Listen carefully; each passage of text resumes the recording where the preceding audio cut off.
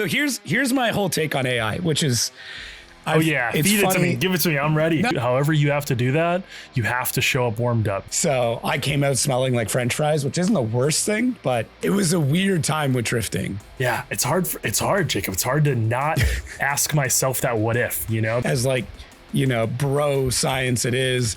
But I think that's why it's important to set those goals. You moved a Super Bowl Emmy to then put an FD trophy up. That's wild. This wasn't meant to be an intervention. It was just it totally is. The more I learned about you, I'm like, hey, we don't love what you're doing. And now we have a bigger problem. Oh, yeah. But they seem so grown up. You probably had a mustache. They seem so grown up. Yeah. I'm probably blowing up next week's episode already. But anyways, here's the visual indication of what grip looks like in a drift car. Waiting to see this hand in person for years. That's not well done. That's congratulations. I have this vacuum video where... That's a bad match. Do you need us to stop talking? You kind of gave me the chills a little bit, but... I mean, what are they going to do? Come get me a ticket? It's on YouTube. You do dive into some stuff, don't you? He's the hero we needed. We're doing this inside the Texas Roadhouse. Hope you are not in PROSPEC next year. All right, if you're wondering where I got these incredible glasses that I'm wearing, well, if you're listening to audio, you won't see them, but you can check out the video. These are the Xreal 1 Pro glasses. And what these are is the largest monitor you could shove in your pocket. That's what this is. These glasses plug into my phone, my laptop, my tablet, even my game console, so I can play on up to a 500-inch screen anywhere in the world. I can just plug them in, they sync up almost immediately, and I can remote into my computer at home if I need to edit a podcast. I can play video games on a 200-inch monitor. I can even replicate an ultra-wide, a 21:9 monitor anywhere in the world. They dim, they go completely blacked out. You can have it so the monitor sits still in front of you. You can have it so it follows around. You can put it up in the top corner.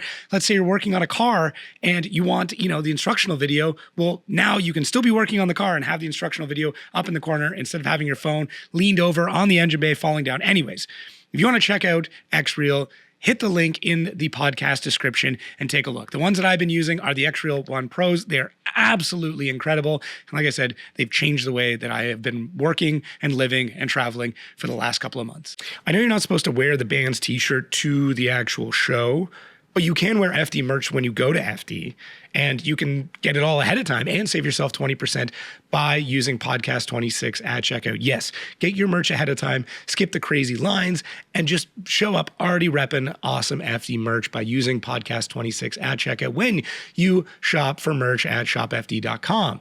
What's going on, everybody? Welcome back to the Outer Zone, the official podcast of Formula Drift. My name is Jacob Gaddens, and today we have Cory Talaska on. Should I call you Pro Driver? I mean, technically you're licensed Pro Driver, but do you go by that, or you just could still consider yourself PROSPEC? No, I'm currently still considering myself PROSPEC because of the amount of times I've gotten asked, I thought you were going pro this year. I'm still trying to decipher or separate until we make the jump. I mean, it is cool though, right? It is sweet. I did actually have a funny, crazy little scenario where I confused some sponsors. Not like other people reached out. They're like, oh, we want to work with you. And it's we want to work with you like Pro Driver, because I put it in my bio. So I changed it back to PROSPEC just because some people were like, oh yeah, here's the deliverables for 8 rounds and everything, and I was like, oh shoot, I should probably back this up for another year. I was gonna ask when it becomes Instagram official, but it sounds like you did that already and then reverted. I reverted, but holds a place in my heart, I guess. When did you officially update your Instagram to say Pro Driver? I updated it when I got the email from Ryan Sage and Andy Luck saying here's your approval. And I didn't petition. So that was I think I talked to you about this aside. This is what confused everyone, even the people that I was working with, is because I posted that, and then that post did kind of really spread around. I was like, oh, Cory petitioned, he got into pro, he's moving up. But I didn't even know that a petition was coming. That was I got the petition approval without petitioning. So it was I shared it, and it was really sweet. It jumped me really far, even just in the terms of legitimacy, across the board of what we're trying to do or what we're doing. That's when I made it. That's when I made the update, because I was campaigning for pro up until January. I mean, okay. I was gonna swing for the fences. I wasn't gonna shut it down right away without at least trying. But it's I think I already told you this too. I just really want to go in prepared. I told the internet this. I told, even on the podium with Jared, just want to be prepared. Yeah, that's fair. I think that's admirable. I would rather see somebody come into pro prepared a year later than them show up to pro, because I think it does more damage showing up unprepared than it does like benefits it. No, 100%. And what's, I wouldn't say a bummer, but like the thing that we battled internally was like, we have the team, we have some of the partners, and we have some of the support, and we can manage the time. It just comes down to fiscally as usual. And it's like, could we have ran like this whole season as pro? Like, yeah, we could have done it. We could have swung for it, but I don't know. I think one thing that I've always wanted to do in all the races we've done is build some sort of like structure for longevity. I guess my whole personality, everything that we do, it falls in between like just sending it and like risking it. But like, I always still have that like tie back where I want to like, let me see if I can build something a little bit more sustainable before making the jump. But I know both go hand in hand. Is that like a specific number you had in mind, or was it more like infrastructure where you're like, I want to have several 2-year partners, or I want to have a rig that's going to last me 5 years, or like, when you say the sustainability, like what does that entail? I think it's right on the money what you first said. It's longevity and partnership. I mean, everyone that I'm working with now, I've been working for a bit with a couple additions, but I think kind of a multi-year contract situation was something that I was looking for personally. Okay.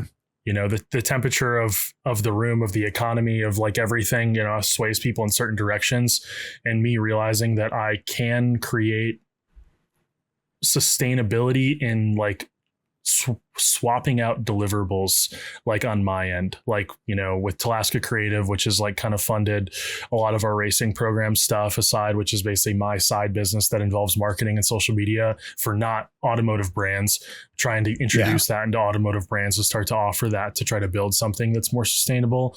I guess there's always that outlier of like, wow, what if we don't have the Cole Richards start to the year? What if we don't have this? What if things don't start off with the same momentum?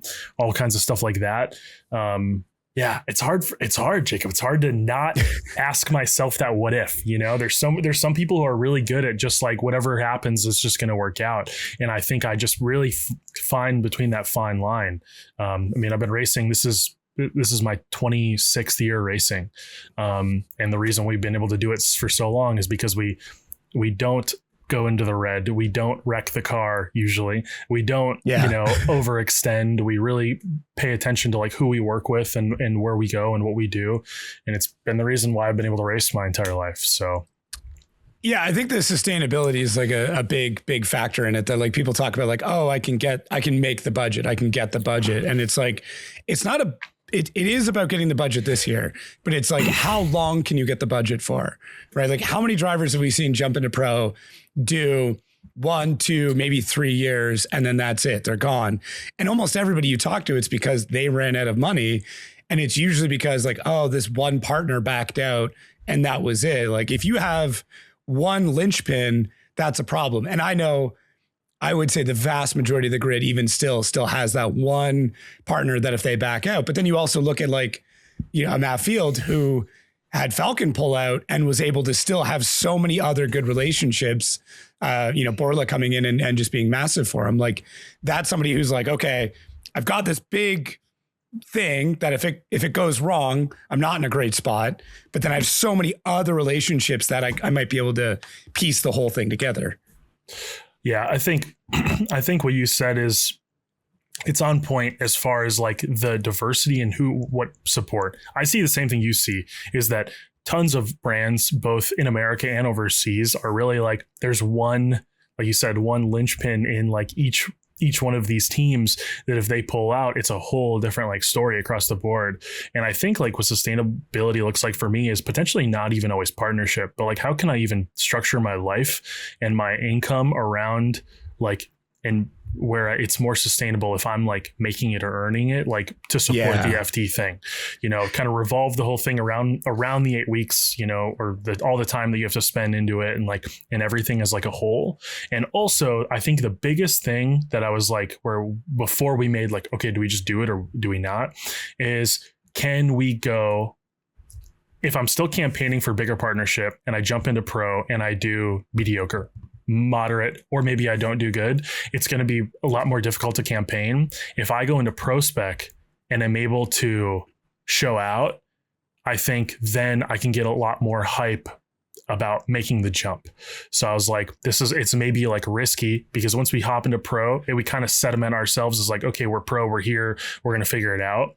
But like, I think my own version of the risk is staying back and seeing if I could like dominate in any sort of fashion in PROSPEC, and then be like, okay, we seriously like deserve that jump, which again, Atlanta was the whole catalyst for like, okay, what our plan for the year is to like show out, dominate, make partners really happy, want to make the jump with us instead, like, that's kind of the path that we're still currently on, which is nice.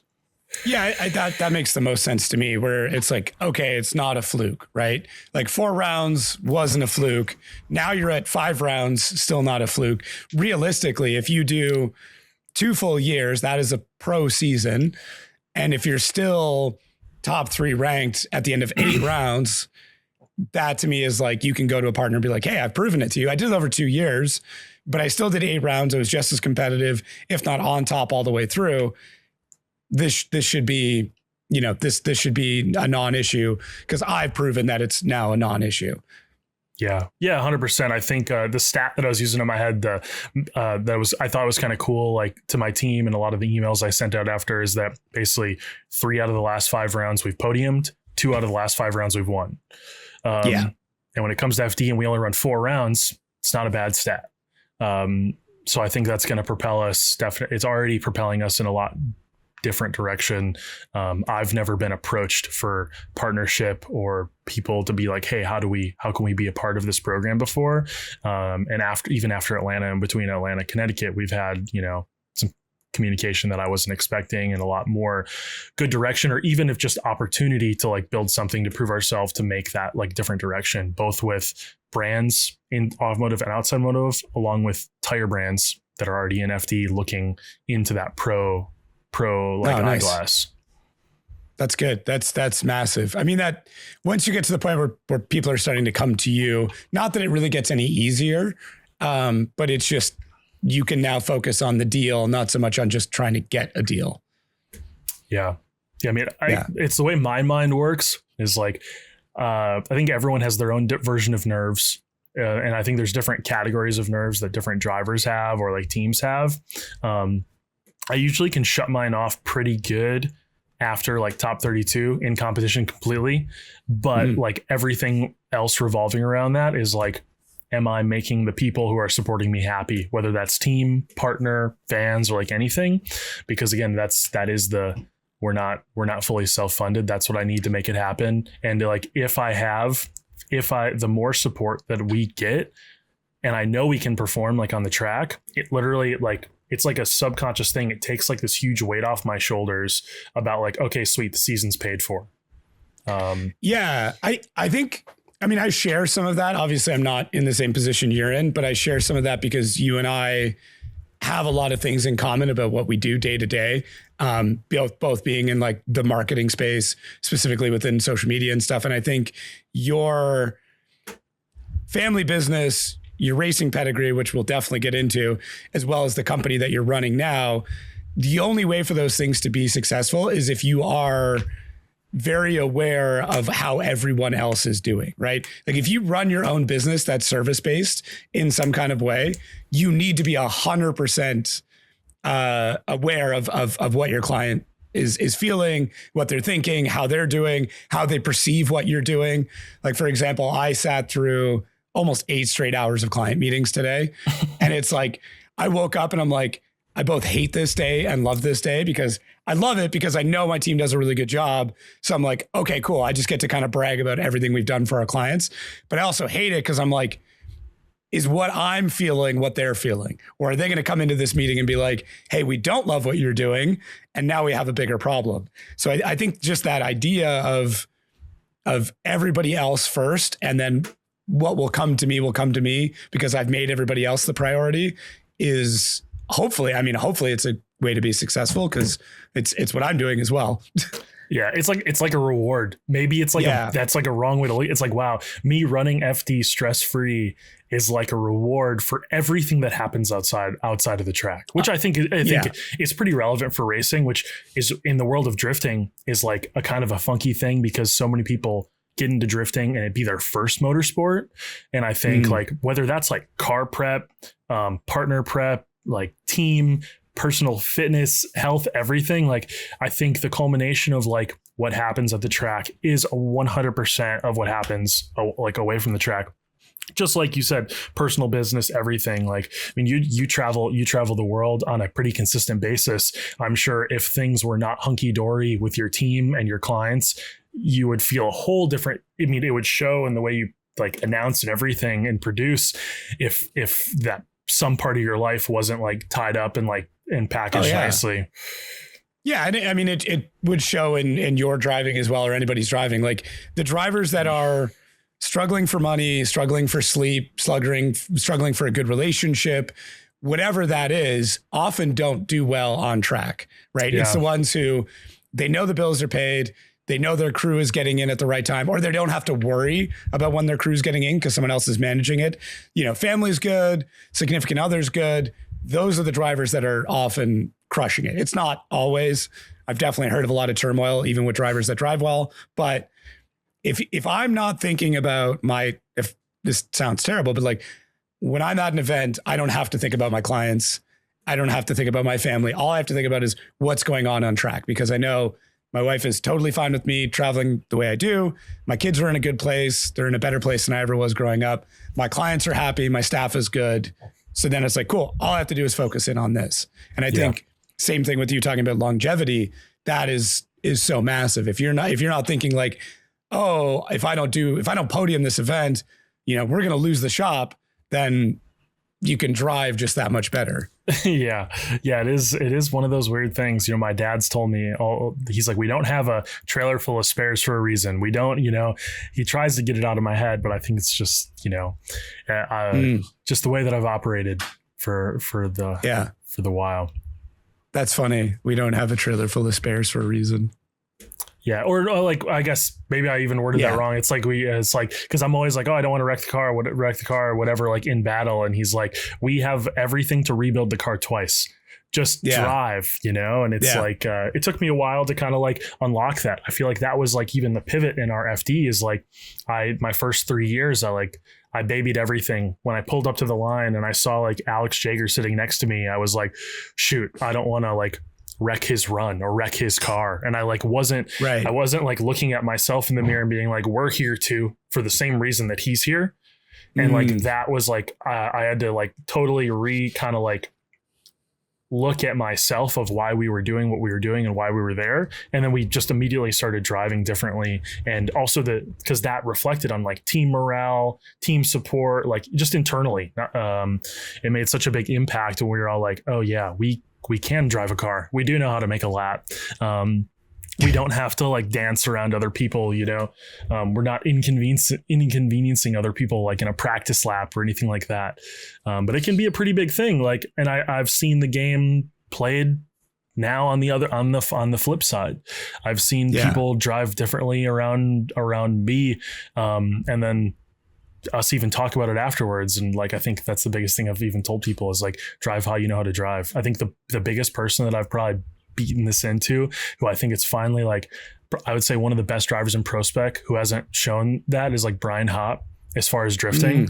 And like him and I talk about it so much. We've tested together and everything. And he, you know, and as soon as comp comes on, you know, Brian like loses his edge that he has over everyone is like his tandem driving and his consistency and everything. And I think I felt that in the same way that he felt that, like his first year, except I told him, he's like, oh, I know I can do better. I know I can do better. I'm like, dude, you were able to like get over it in like a year. It took me like 3 years to like figure that out. I mean, it's sometimes still, it's crazy that this is my 6th year of PROSPEC. It's like, I still feel like I'm like a rookie to some degree. And then it's just time went by so fast. That's crazy. I didn't even realize it had been 6 years already. That's wild. Yeah. Cause you came in just as I was getting out on a PROSPEC team. That's wild. That's gotta seem fast, dude. Like that has to feel like it's gone that quick. Yeah. It has felt extremely quick. I mean, every off season feels like it moves faster. I have less time. Like, even though it's all been the same, like life has been, I mean, not to mention, again, one thing so well is like life can go by so fast when you work in entertainment. I mean, like weeks, months, like just disappearing if you like, because I still go on site sometimes outside of FD, and I'll be on site for 2 to 3 weeks, 4 weeks, working on a studio or something. So like time will literally teleport where like, it's just crazy. Yeah. There's something about when you live your life for 2 days, like when the focus is 1 or 2 days, when like everything you've been doing for weeks and months gets down to that point, that final week is insane. Like my agency has done a lot of event marketing over the years, and it's wild because it's like, oh, the event's, 3 months away. And then it's like, cool, it's a month away. And you're like, okay, we got to start ramping up. Like it's a month out. Like we really got to push. And they're like, it's 2 weeks. And then you're like, oh, it's event week. And you're like, what have we done? Like, have we done nothing, even though you've been grinding for months and months at a time? But I do think having hard and fast deadlines with stuff, not like floating, like people work in a factory where it's just like, there's no definitive timeline. That feels like it could go forever. But when you've got dates that cannot move, that is what they are, it feels like time goes really, really quick. Yeah, that's actually a crazy thing. And I've thought about that a lot recently. I've talked to Victoria about that recently too, is like a lot of people, if I took myself in a different perspective of like, if I had dreams and goals and stuff that I wanted to get done, and maybe I had like a rough time frame that I wanted to accomplish them in. But again, there was never that hard deadline, whether that's work related or like, personal goal related or like drifting related. It definitely changes like the pressure, like the attitude of everything. When everything you do that's not only like in drifting and in work and in like personal business has hard deadlines, you're right. Then you see the catalyst that you're talking about is like, it's like time you don't start to see like the year is a year, but like every week is like a whole new adventure. Like you can't even look at like the schedule like that. You have to look at your life becomes deadlines. Your life doesn't become like the seasons, like, oh, I do this in spring and this in summer. It's like, no, I'm just literally making it through week by week with this string of deadlines, Yeah. Or day by day or hour by hour. Like it just depends on where you're at with it. But yeah, when you have like non-negotiables, right? Like when this is something that's happening, whether you like it or not, kicking or screaming, the way that you manage time is so different. And I think that's why it's important as like, bro science it is. But like, I think that's why it's important to set those goals of like, by this, I need to have this or do this or be whatever, because now every day doesn't seem like any other day. It's like, I now have, I'm 365th of the way to whatever this goal is, if it's a year away, or I'm, whatever it is. Like I'm, if you want to get something done by 6 months, when you're 3 months in, you're like, I've spent half my time doing what? And often it just means that last half, you're pushing way harder than you ever have. But if there's a goal, you have to push at some point. If there's no goal, you never have to push. Yeah. And I think that circles all the way back to like why we're still in PROSPEC this year. Like that, everything that we just talked about, like circles back. Cause like, I like Cody Buchanan made the jump this year and things worked out, right? He made the jump and his tire sponsor came in late. His title sponsor came in late, but they came. Like they showed up and put a program together. He feels comfortable. Like that's like, and I'm super proud of him for that. That's where like I want all those deadlines, whether it's like how my personal life is progressing, how my career is progressing, how my business is progressing, how like the drifting career is progressing and partnerships with that.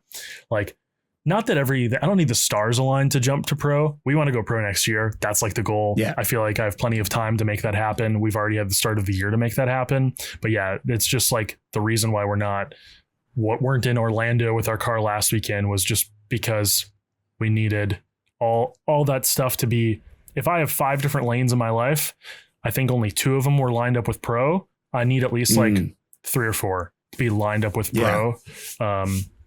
Because I'll sacrifice everything, but within reason.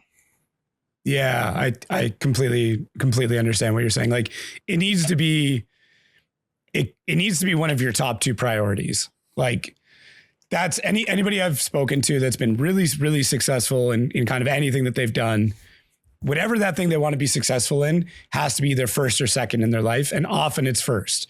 And it's like, you might be able to have friends or you might be able to have family, but whatever that thing is you're doing is either right after or it's before them. Yeah. Cause it's very rarely someone's like, oh, I had like, and it sounds shitty, but it's like, I have a great relationship with all my friends and a great relationship with all my family. And I've got this project and that project. And my 5th project is actually the thing that's the most successful.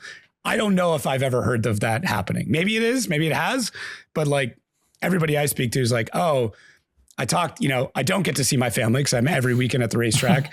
My friends can only see me at the racetrack because this is what I'm doing, or I'm in the garage, or I'm, online, I'm editing videos, or I'm doing whatever. So it's tough, man. I don't envy anybody that's in the position of either pro or PROSPEC. Arguably, PROSPEC is more difficult in a lot of ways.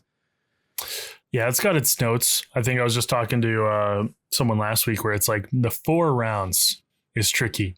It's like, it's cost effective, but from a competitive standpoint, points wise, 4 rounds hurts. Like if you have a bad round, you really have to kind of like that push of consistency. You know what? Matt Field goes out there and he's had a very interesting like first start to the year, but he could spin it around the last half of the 100%. Season. And like the first half was just growing pains, whatever it may be, this PROSPEC's a whole different ball game when it comes to that. Plus with PROSPEC still having seating. So you do have that unfortunate round and then it puts you into seating and puts you in all these peculiar situations. And then bam, your season's done, Yeah. Just when you're getting warmed up, it's over.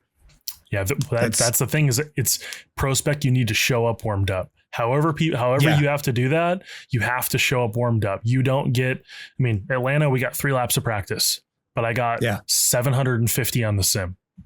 Like whatever you have to do mentally or physically, you have to show up warmed up or else it probably shouldn't be testing anything there. It's like a crazy thing. I definitely used to be like, I learned how to drive in PROSPEC. That's the only reason why I feel like I have the right to like kind of like come down hard and be like, you have to be like more prepared than you've ever been, is because like I started drifting in FD my 3rd year of drifting, and I didn't know how to like drive in so many different scenarios. I didn't know how to like close tandem. I did not obtain the skills. I did not have the skills coming into FD to drive an FD like 100%. I had to like learn that. So that's why. And it was an expensive couple of years of learning how to drive. I'll tell you that. What I will say is you had a pretty extensive background in racing. You already alluded to it, saying 25 years already of racing? Yeah, this is my 26th year of racing. Yeah. So mini snowmobiles, which is wild, legends cars, go-karts. Mm-hmm. I feel like I'm missing one more in there. It's somewhere on my list. I think there was one other one, but that's honestly pretty it. I drove a sprint car, and I drove like a late model, like never full season, but just drove them. But the main core of our life was basically a couple of years of snowmobiles when I was like really, really young. Cause that's like what you could do in Wisconsin at really, really young was like race snowmobiles. And it was just oval. So we did ice oval. And then we raced in the summer too, with like kitty cats. I was just going to say, was it like little kitty cats or like Bravo 250s or? Yeah, there were kitty cats, like Polaris 120s. And then they did have, I don't know if you've ever seen like it was called an F1. It was actually someone local, like in the Wisconsin area, who like built these custom chassis, which was basically like a Champ 440, like ice oval sled, like Gunnar Stern, who races and like for Red Bull and stuff. Actually, all the people who are racing pro Champ like 440 are people that I raced snowmobiles with when I was a kid. Oh, no way. Which is actually a crazy funny thing. There's so many people I've raced with, and we'll definitely get to it, in all the denominations, who are also all in their respective pro categories, which is kind of cool. But yeah, we raced snowmobiles, raced with like Gunnar Stern, who's pro with Red Bull, and a couple other people. And then like Aaron Wall and people like that. He was Canadian, actually. We did a couple races in Canada, and then quickly went to go-karts, which was crazy, is because go-karts, we might actually have spent more money racing go-karts than we did FD. Which is pretty, yeah. I think most people who know anything about go-karts, they're like, oh yeah, that's a crazy like sport that can either be like local, just do it for fun, or like national, like it's huge money, like, but there is a lot of potential to win money, just like any other dirt racing. I think when I was, 10 or 11, my dad and I had our most successful go-kart season. I think it was like 68,000 in winnings just from go-karts, which was insane. But so that was a whole slew of stuff. That's where I met a lot of people who taught me how to drive, even in a go-kart that doesn't have suspension, all that kind of stuff. I had like a mentor. His name was Brandon Young. And for almost all my entire go-kart like career, and he was only a little bit like older than me. I think I always saw him as like an older guy when I was like a little kid, but he was like 18 at the time. Oh yeah. And, but they seem so grown up. They seem so grown up. Yeah. Yeah, and he was like my hero, my like idol growing up in go-karts. He had won a bunch of stuff, and we were like sponsored by his like father's engine company, and that's how I learned how to talk like on a mic and everything, like, you know, give post-race interviews, and the whole thing was like go-karts, because we raced nationally. We pretty much, and time-wise, again, that was even more. I had to like make a whole agreement with my like school of like, hey, you have to like get all A's, straight A's and everything, because we're going to leave every single weekend, and we're going to drive down to North Carolina, Georgia, some tri-state area, and race. And it's going to be like a whole 4-day thing. And we're going to do it every week or every other week for like the entire season. So that's what we did. We did that for a while. And then, you know, there was a point like mid high school, and both of those in snowmobiles, I think we had, it was like nine like national championships in like respective classes. Go-karts, I think it was a little bit more. It was like 13 like WKA national championships, with some big money races thrown in there. We did a couple of crazy ones. We did like a 50,000 to win race one year. Almost won that one, got punted off the track, like a couple laps to go.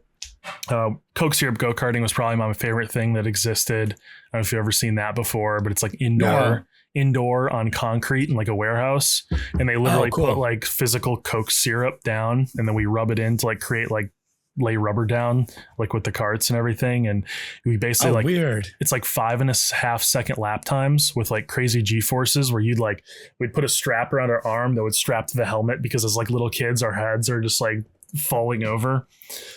Jesus. So we had a lot of success in that. And then we did Legends. We just did Legends locally. That was like this mid high school era where it was like, I don't want to travel as much. I want to like figure out what the hell I'm going to do with my life. Like, is it going to be racing or is it not? But we did still win a couple of Wisconsin state championships. We didn't stop pursuing that. And then I watched a Ryan Turk video, his off seasons video within his 1JS13. And that was like, I want to drift. Which video in particular? Like, was there one video? I think it was his off seasons one. It was right after he posted it in the midst of when him and Chris were doing like their missile car videos at E-Town. Okay. I was trying to think, was that the one where it's like the closed area that they broke into, and yes, it's like just raw audio of him drifting, and it's like there's still like grass growing up to the concrete. Yes, it was the first one. It wasn't, the second one was a little bit more produced. It was the first one that was like, you know, barely like 720p, like just like and it was just his beater car kind of at the time. That video, like hands down, was like basically a combination between that and then a guy named Matt Wong who had a black E36, which that's where the original like style from my car came from, was like felony form over fenders and, you know, just BMW, you know, that was like the dream. And then, that's what I thought I was going to do. And then my family, my uncle sold his production company that I'm working for and sold me with it. So I went to, that's when I moved into Wilmington, North Carolina to basically, and then at the same time pursued basically my career in entertainment and then started building a drift car. Wow. At like, you know, that was at like 18 years old.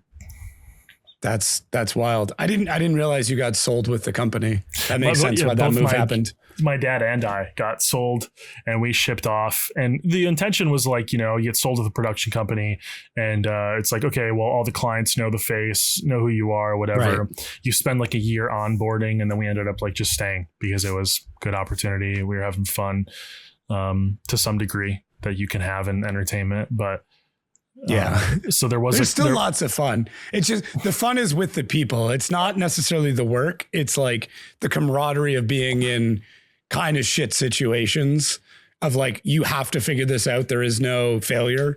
I think that is the fun part. Yeah, 100%. No, I think I did my first solo job at like 16. As soon as I got my license, they're like, all right, you're doing a UFC gig in Chicago for Fox Sports. Like, but luckily, even at that age, I knew like the producer and everything that I was working with because I had traveled with my father, like doing projects. So first solo job, 16, send it down the road. I drove the truck there. We built the set. The fight happened, tore the set down, loaded the truck, drove home all in one span. It was like 42 hours. I was like, sweet, nice. And you guys specialized in like broadcast sets, right? Like the actual booth and table of like, you know, in between fights and things of that nature. Yeah. Our main thing leading up, like in the first huge section, was basically all like remote broadcast. So whether that was for like golf or football or baseball or like UFC, it was all just broadcast. It wasn't until probably 4 years later with the second company I worked for, Filmworks, where it was like I got the opportunity to like flex as a designer and start to do like interior studio work and do some full studio redesign, design desks and stuff like that. That was a whole lot more fun, my speed, versus, you know, I had perfected my, hey, I'm a young guy on site who's trying to convince a group of 50-year-old union guys to like listen to me. You know, I had seen my run of trying to do that. So, basically that went hand in hand. We were like, wow, I took a couple of years to kind of like lock in and try to figure out what I was going to do as a career, which ended up turning into just being like a scenic designer. I was putting together the E36, which was a simple build. You know, it's actually still the same car that we're running today. Which is cool. It's definitely seen a lot of thrashing now, but it's the same car. So, and we drifted, we worked there for a while, moved back to Wisconsin, actually. First year of drifting at US Air with my best friend, Sam. No comps, no anything, just having fun. I started up YouTube while I was doing that and just like filming, vlogging, driving, having a good old time. Got to Adam LZ, came up to US Air. We did a bunch of driving together back when he only had his S13 so it was ancient times. It feels like nowadays. Yeah. And then that's not Sam Lowe, is it? No. Okay. Sam Holzman. Oh, okay. Different Sam. Got it. Yeah, Sam, I'm like, I know one Sam up at US Air, so I was just curious. Yeah, no, Sam Lowe's good people as well. Yeah, Sam Holzman, he's been my best friend. He's on our FD team. He is the main engineer for Wagner. Like, and then he owns US Air as well. Now he didn't when we first started drifting at it. Oh, I didn't know that. Yeah, so we that's my stomping grounds, our testing space. Oh, damn, that's a sick spot to have as testing grounds. Like, of all the tracks in the US to be able to kind of try a lot of different things, that is up there. Yeah, it's fun. If you ever want like a crazy feeling, I open invite people all the time, is like come and to be able to drive US Air, like basically put you in a car and drive it with no track layout. Everything flows so well that you can just start drifting and you'd be like, I'm going to go that way. I'm going to take this corner. I'm going to take all these unconventional turns that aren't like the usual Club FR layouts or like stuff like that. It's one of the most like euphoric feelings ever, is to be able to go on like some crazy diverse drift, like kart track, and just take any turn you want, like all intents and purposes, like freestyle drifting, if you want to call it that. But it's like, it was one of the first times that we kind of did some interesting layouts just testing this year, because we wanted some speed, and we were able to do like a 70-mile entry on US Air on the little track, and like it was pretty sweet. Yeah, it's like all the different options that are in there. Like you said, there's like nothing that's all that abrupt. Like it's like the corners all could lay into it. If you want to like late apex one, that's going to push you into the next section. Or if you want to take a tighter radius, there's another road that connects in. Like it's if you're listening to this or watching it, like open up Google Maps and like look at it top down and realize there's like infinite options there. Yeah, it's super diverse. I think that taught me how to drive a lot. The Legends taught me how to drive, because that was the first vehicle that I was driving that had suspension, that had manual brakes, and that had more power than the tire could hold, but was still oval track racing. So that taught me a lot about that butt feel for drifting, which I feel like that like put us in a good place. I mean, because I put the E36 together, turboed it, put it on like an RK tune, like setup angle, like right out the gate, and I never could not drift. Like there was never like I have to figure this out. We went out there and they're like, all right, if it's your first time, do figure eights in this parking lot and then you can go. And it was just a thing right away. So it was cool. I think some people who start out like, drifting advanced, US Air, for people who don't know, there's like a skid pad, there's an intermediate layout and an advanced layout. We were at the advanced layout the first day of drifting, which was really cool. I mean, and again, I didn't know what to expect. I had never drifted before. But that track taught me a lot. And then being able to drift or tandem with a few people consistently that entire year definitely created a lot of comfort in tandem. It wasn't like I was drifting with random people, not knowing what to expect. Like having that consistency for a little bit helped. Just the trust, right? Of just knowing the person ahead of you is not going to pull something weird, or their car's in good shape so you can dive in and not have to worry about it breaking randomly. Like just having that trust is enough to build tandem skills so quickly. Yeah. I mean, we probably came out of our first year of drifting with maybe, 250 laps, 300 laps, like out of the first year, which I think was like a huge catapult into the next year. Because think about this whole time this is now like maybe like 3 or 4 years in where we didn't compete actually. So there's like a lull in that 26 years. And my dad is just itching. My dad lives through and through like, dude, when are we going to compete? When are we going to compete? When are we going to compete? Like, I'm not coming to the track every weekend just to watch you drift around with your friends. Fun. Yeah. He's like, that's not what we're doing. We need to do something more. And I was actually torn at first. I was like, man, I really like making content, filming YouTube videos and just kind of like having fun. But I did miss it too. I felt like I still had like something to prove, even though we won a lot as a kid. I didn't feel like that didn't mean much to me. Like once I got older. So I think that's where we're like, okay, well, where's the closest Pro-Am round? How do we figure this out? Like, what do we need? I don't even like, what kind of tires do we bring? Every Pro-Am round at this time, it was all open tire, some Wild West. Yeah, it was crazy. Some people were showing up with like Achilles 1, 2, 3 scrubs, which were God tier. And then I was showing up with Ironmans, and it's like, you're drifting you're on two different worlds when you're at that point. So we just didn't know. And the only setup information we had was from circle track racing. So we had to apply that. We had to apply the only knowledge we have, which was just oval track setup. Which it worked. I mean, in some regard, it worked. Yeah, it worked. We did our first year Pro-Am was with East 10, actually with Dimitri, when Dimitri got his license, and we finished 4th in points, which that back then it was top 3 to get your license. So we were like, shoot. All right, well, I think we can make obviously we can probably make this happen. Like, let's figure out how we can make it a little bit better. And then East 10 bellied up, all the Pro-Ams bellied up, and we're like, how do you get your license? That was the year of shootouts. That's when shootouts were like the big thing. You had a Hyperfest was a shootout, not just a fun event, and they were just popping up everywhere. And everyone was driving from every part of the country to try to get their license. Like it was like the same 50 people going to every event and competing. Yeah. Like it was, and yeah, it was, I remember that. It was like 2 years of that. It was wild. No, it was I mean, Mike Power, Pollard, at the time, who else was there? Josh Love. Ourselves. I went to Derek Madison. He got his. The Sorensens were still trying to get their license from the shootout.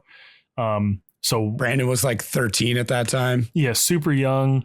Hyperfest was the first shootout that I did. We were doing okay. We were in our top 16 battle, and this was my first note of fame from the internet, thanks to Nate Spencer. But Mike Perez was in his Supra, was blowing up a turbo at the same time of coming down the hill, and I was inexperienced. And I was chasing him, and he checked up, and I didn't, because I couldn't see through the smoke, and I just destroyed his car, bent his cage in. I think so. That was my first viral moment of me T-boning Mike Perez's Supra. So I got a lot of fun hate for that one. Him and I are good now. We were pretty soon after that, but that was a fun one. And then our second shootout was the one that Josh Love got his license at, and that was at the MDU in like Kilcare in Ohio. Yeah. And my dad was like, "Look, we're not messing around." So we bought a pallet of Alinos. And we showed up with a Jay-Z in the car, and we just kept winning battles strictly because, like, I mean, it was crazy. It was almost like a little bit forced. And I told people all this time, I was putting like 12 card gaps on people because I was making 700 horse with Valinos drifting against like 400 horse LSs. And we just kind of like, it almost feels like we bought our license.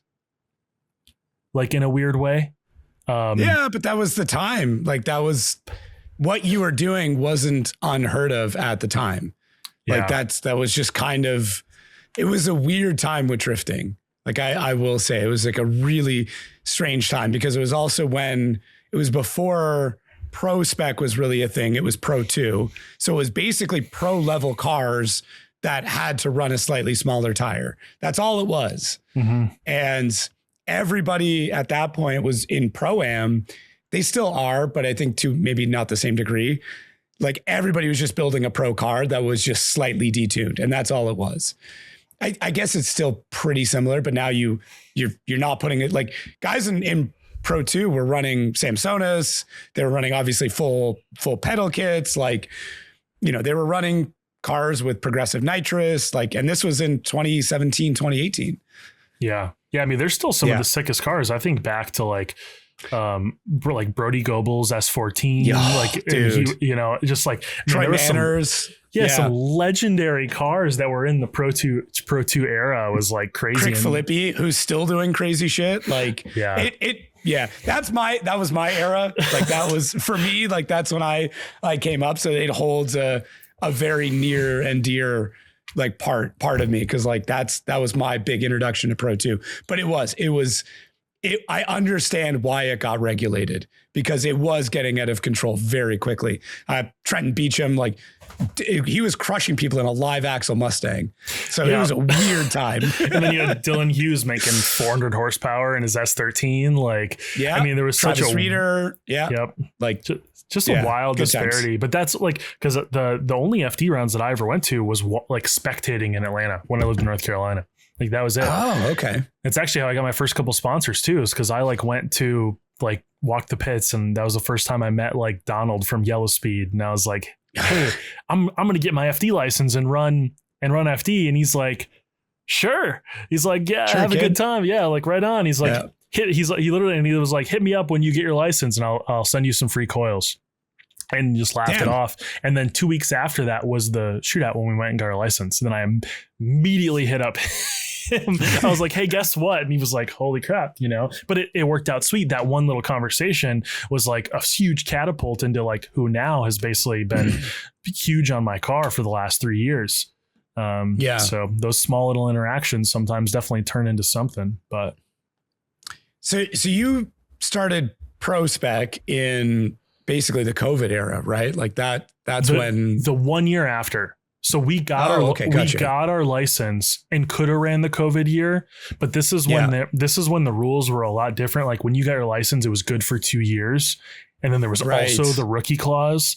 So we were like, okay, let's actually wait this year. Let's get the car better, more sorted. I mean, my car was not, it was lipstick on a pig, like ether build wise. Cause my dad and I at the time were not great fabricators. We just knew how to set up a car really well, but we had a lot of holes in our ship. And we still did for the first like 2 years of our FD season, but we took that year and then came in that season right after the COVID one. Right. Okay. And then knowing that, what was it? Rookies couldn't be booted out their first year. Correct. Yeah. So then you're kind of like, okay, let's take a year, build it, knowing that we still have we'll get a guaranteed 2 seasons out of it. Let's make the smart move, which is funny because like it's kind of also what you're doing now. Just, in a sense. Yeah. I mean, it's crazy. I've never, and this just shows like I've never been able to wipe that part of my mind away. Is like the first round was in Orlando at the time. We went to top 8. We had a one more time battle with Blake Olson in top 8. And like, again, the stress, it wasn't even about like performing like, oh, we deserve to be here. It was like, sweet, 1 top 8 and like 1 top 16 locks you in for next year. Like I always thought about it like way too far in advance. I had to stop doing that. But I was like, I really just want to perform well here. So I'm locked in for next season. I'm like, just worry about the battle you're in like right now. Like, what are you doing? Yeah. Like just focus. Like, who cares about any of that? If you don't care about any of that and you just focus on battle for battle, it's going to work itself out. If you like spin yourself crazy about worrying about other stuff, like, so I think I look at it, my mentality towards those things is to just be more planned and prepared and protect my mental state when we're at the track. But like before, I was like, it was every little thing, it was like, how do we get this event over with? Because it was on both hands, like the most fun that I've ever had on top of the most stress that I've ever put on myself.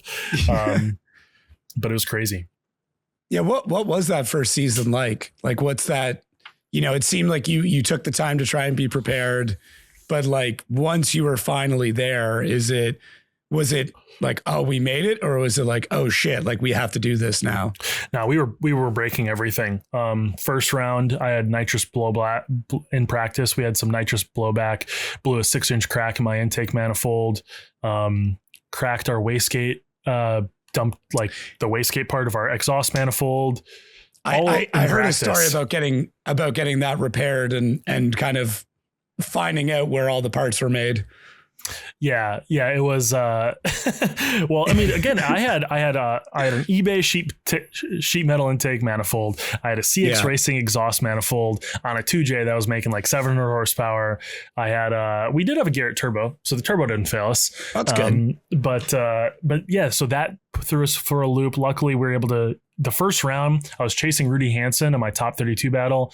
I went to go clutch kick coming down off the bank, and I kicked my clutch pedal around the clutch stop. and somehow, luckily, was like it was right when you could pull handbrake, and PROSPEC was so much slower back then, like much slower. So I could hold a handbrake without like getting gapped and like kick it out from under. And then Rudy went into the wall, and we won anyway. But it was like some wild like scenario. So that was first round. Second round, Dimitri stomped me into the ground. Happens. Third round at Jersey, Jersey before that. So Jersey, I was feeling really good coming off the top 8. Was leading Micah Diaz on a practice lap. Sweet, felt super good at Jersey. Dropped left rear going into OZ3 and just full sent the wall. Then drove timid pretty much the rest of the event. For St. Louis, Dimitri, he pretty much destroyed me. Again, I was still driving timid from Jersey, I think.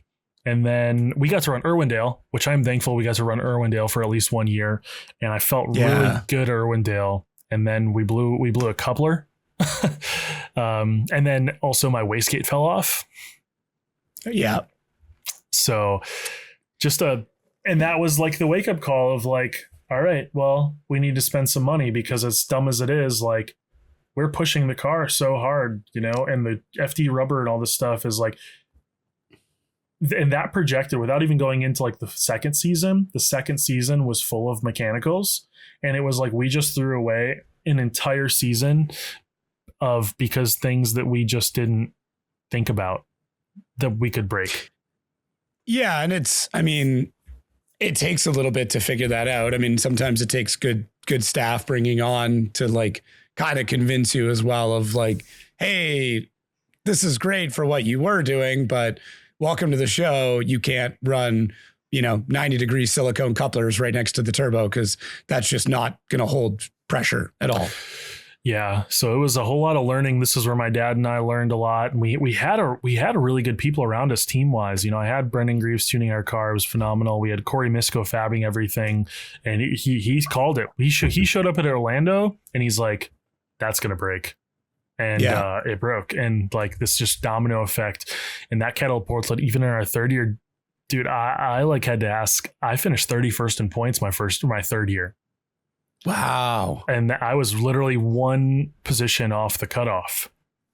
And I had to make that talk of shame with Kevin of like, we're going to get it together. We can put together a season. We can do it, and then thank my father, God bless him, spent a lot of money that off season to make sure that we didn't have the mechanicals that we did the first couple of years. It's fun to hear that he has been such a driving force in your career, like mind the pun, but like where there are times where you're like, I don't know if I want to. And he's kind of like, no, we're doing this. Like, this is something that's going on. And it's not often like you hear of supportive parents, but this is almost like supportive with a little bit of backing of forceful of like, I know you have it in you, so I'm just going to make sure you're doing it. Yeah, you honestly couldn't have said that better. It's 100% like, look, you can do it. You have more potential like that. Like, what do you actually want to do? What, like, don't settle in life. And this is for anything, Yeah. Whether it's a relationship or work and he's always kind of been like this catalyst push to like, all right, what are we doing? And if he has to like kind of force his hand, like he will, this year we're like, we obviously knew what we wanted to do this year. We knew the couple weak links in our car, just like every single year. It's like, all right, we're the only people in FD running a Samsonis H pattern box. Yeah. If something falls apart, they suck to rebuild on site and there's no one else that has a spare. So he pulled the trigger on a G-Force and just to replace it, and it was like one of these just impulse things of like, we are not going to go out this year to something stupid, and I think that's FD in itself. Like that is just the nature of it. I mean, watching the most prepared teams still go out to like mechanicals sometimes, knowing the amount of work that goes into like preventing that is like, when something like that happens, that's like not a common thing. As soon as after that third year where I almost got like bumped out, basically had to petition back in, we approached everything differently between our spares, our 5-minute call preps, like parts across the board. And then all of a sudden we didn't have mechanicals anymore and we started doing better. We didn't really start driving different. We just kept driving. The car kept working and it totally changed our outcome. We had a 2 top 16s and a top 8 in our 4th year. And we're like, wow, that was way more of a consistent year. I wasn't necessarily happy with it, but I was like, our car just didn't break and we were able to like pursue, like continue winning battles. One more practice lap, right? Like being able to fix it 2 minutes sooner could mean the difference between making the cutoff in practice and not. 100%. Yeah.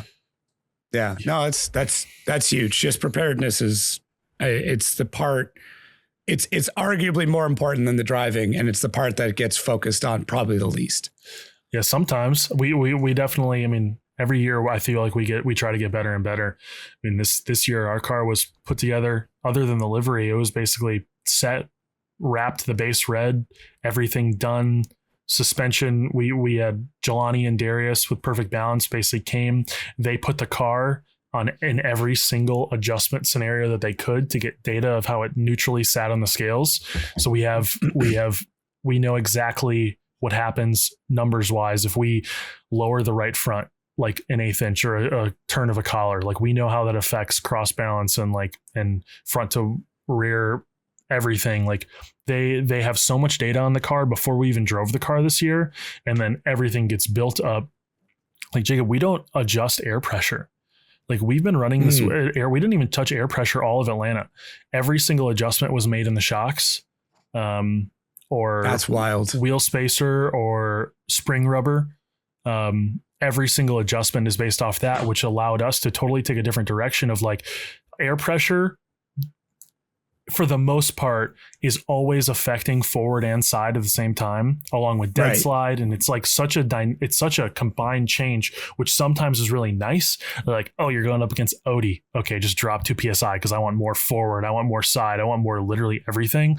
But with how Darius and Jelani are pivot on like controlling shocks is I'm able to tell them, I want more forward here. I want more side here. I want more instant here.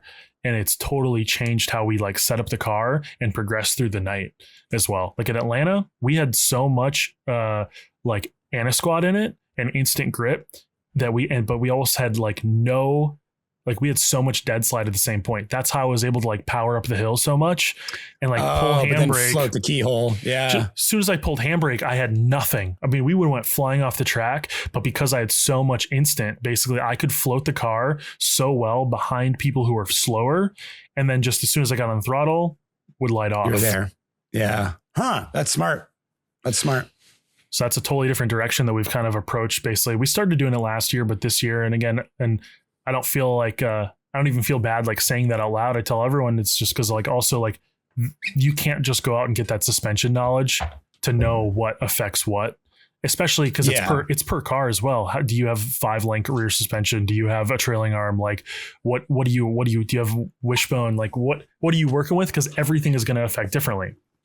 Well, and even what brand of angle or grip kit or what suspension setup you're running, like how is it valved? All like it's you can say what it is that you want to do or what you want out of the car, but how you get there is different between every vehicle. Yeah, we had to find something different because the GT radials we're running, they're sweet. I honestly like them, but they do like as soon as you go low air pressure, you just fold the sidewall so bad. So we have to, and that's with mostly any tires, but we're like, okay, how do we use the sidewall? I want to use it. I want to use just a little bit of it. We only have a 35 profile sidewall, but like, what can we get out of it? And also even us in PROSPEC, we're spinning the tire on the wheel. Yeah. So we make a mark and it's not as bad as like people like O'Sully with the, and LZ are spinning the tires, but we're getting usually like a 1/2 to 3/4 of a rotation in 2 laps. So it's just like helping us learn a lot of what the car's doing at what time. And then I really want shock potentiometers on the car, but that's a whole nother leap. I just want just zip ties, man. Just zip ties. At least, that's what we're doing now. That's what, it's not the same though. It's not the same. I want to look at the data. No. I love data. I won't say what team. I don't want to like blow up anybody's spot, but I had a crew chief sit down with me and show me their grip circle. I don't know if you've seen like basically it's a full, I can't remember the name of the graph. It's escaping me now, but like circular graph showing me exactly how much they can put into the car in any direction, forward or backwards, before it breaks free. And that's how they tune everything is like, where in the grip circle do you want to be, or how big do you want the grip circle to be? And they, using G-force sensors, are able to tell, okay, this is exactly what the RPM is on forward bite before the car like truly breaks free and you're not making any forward drive. And then they can then tune back they can either tune the suspension to make sure that grip circle never stops all the way to red line, or they can tune red line back or tune red line forward to make sure that just at the very tip of it, the car will break free again. So you're not actually charging forward any fast. It was wild. Maybe this is something everybody's doing. I don't know, but I've never had somebody sit down and go, here's the visual indication of what grip looks like in a drift car. And I went, oh shit, this is crazy. That is wild. I think the first time that I had, not even to that extent, the wake up of how fine and minute changes can affect drifting was when I was talking to like Dylan Hughes. This was a couple of years ago. and talking about to like him, he's like, yeah, we usually like, I'm thinking when we make gear like mile an hour, like adjustments, even we're jumping like 3-4 mile an hour. We were kind of jumping all over the place. He's like, no, we go up and down like 1 mile an hour. And it makes that big of a difference. And that's when I started to think about everything like a little bit differently and kind of feeling it out. And then realized how much it helped to even like look at the logs in mid run. I know some people do like post night review. I on grid, like when I'm in the car, the guys know, they hand me my laptop. I open up because I felt the car. Who knows how the car felt in that last run better than me? Me being able to open up the logs and like look at what the car was doing versus what I felt, I would be like, oh, sweet. This is exactly what's happening. Like being able to watch all the numbers and how everything's tracking. And I'm like, I knew it felt like it was pulling here. Maybe I can use that if I want to pace someone down, but like, or maybe I didn't like how it didn't flash in that moment in time or something like that. I think there is like a line between drivers where people are like, I just want you to drive, right? And you just focus on that and the team focuses on this. I think I fall somewhere in the middle where I like to know some of it, what's going on, because the more that I can understand the car, the more I can understand like what tools are at my hand. Like I've heard Odie on all of his YouTube videos. Odie's basically on that full other side where he knows so much about what the car is doing. That's helping him. And that's helped me reflect to like Darius about like what the car is doing. I can be like, again, Atlanta is such a good example because there's so much dynamic going on. Is I like could tell him, I'm like, hey, I need to rely so much more on like the left rear going into the keyhole. Like I need it to do more for me. And like just in forward bite, I have no problem with side. And he was like 1 through 10, how much more you want? And I tell him like a 3 or 4 and he makes a change, which, you know, everything's cornered. So he made a change to the right front, which gave us more in the left rear. Just raise up one corner or stiffen it up or something like that. Just to add a little bit more weight jacking to one corner. Yeah. You just like soften the right front, like on the rebound side. So it comes back a little bit quicker. Okay. And it's just like basically pushing on like, all right, as soon as you like unload that, it's going to like plant the left rear. And it's tricky because anti-squat starts to confuse you when you get to like, it confuses me when I get to that point, but like, it works. Because any squat's like not counterintuitive, but it doesn't necessarily work the way that you think it does because it's fighting you back. But like, if it fights you back too much, you have no grip. But if it doesn't fight you back at all, you have no grip as well. So there's like that ratio of how much anti-squat is pushing the car into the ground. I'm recording tomorrow with Josiah from FDF. And like my goal is to get, I'm probably like blowing up next week's episode already. But anyways, my goal is to get like, everybody talks about like, I'm going to dial in grip or, I'm going to loosen the car up. Or I'm going to like, no, just tell me exactly, like, let's take 2 different vehicles, maybe an E36 and a 350Z and tell me exactly what you need to do that. Cause like, I feel like the general public has some idea what we mean when we say loosen a car up or tighten a car up or whatever. I feel like I have a general idea of what needs to happen, but I've had so many conversations with high level people. I'm convinced I actually have no idea what I'm talking about and I need to go back to school again, which is fine. I want to learn more again, but like, anyways, there's so many terms we throw around that I think the general public has zero idea what it actually means. Yeah.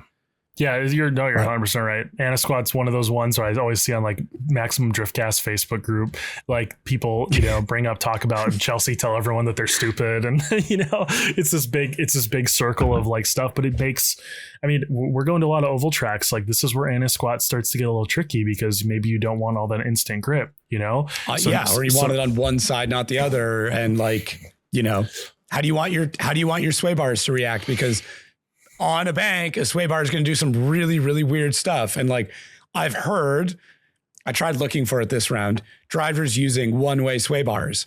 So they only lock up in one direction and they have like chain on the other side so it can compress without a problem, but then will pull the suspension back up going the other direction. Did you see what Stefan Papadakis shared about his rear sway bar setup on their cars?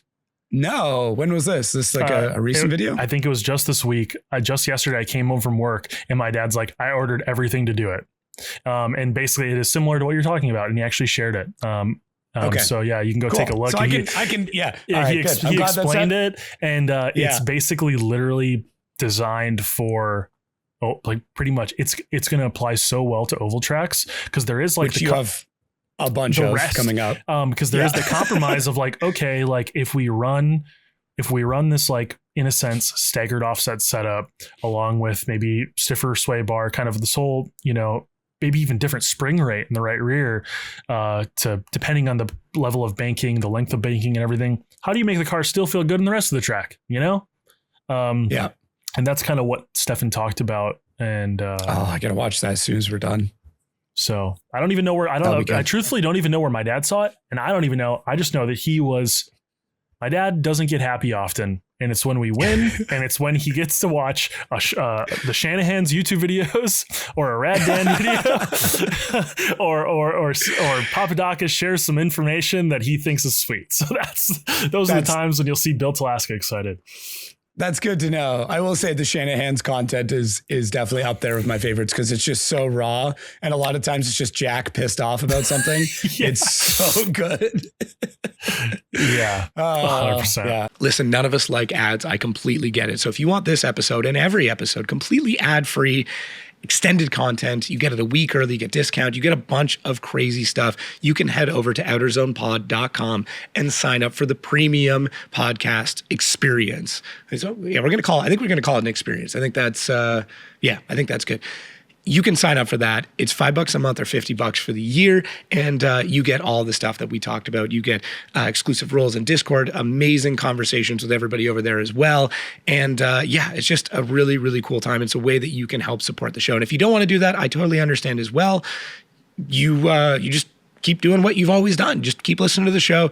You don't have to listen to the premium model, but it would be amazing if you joined us there.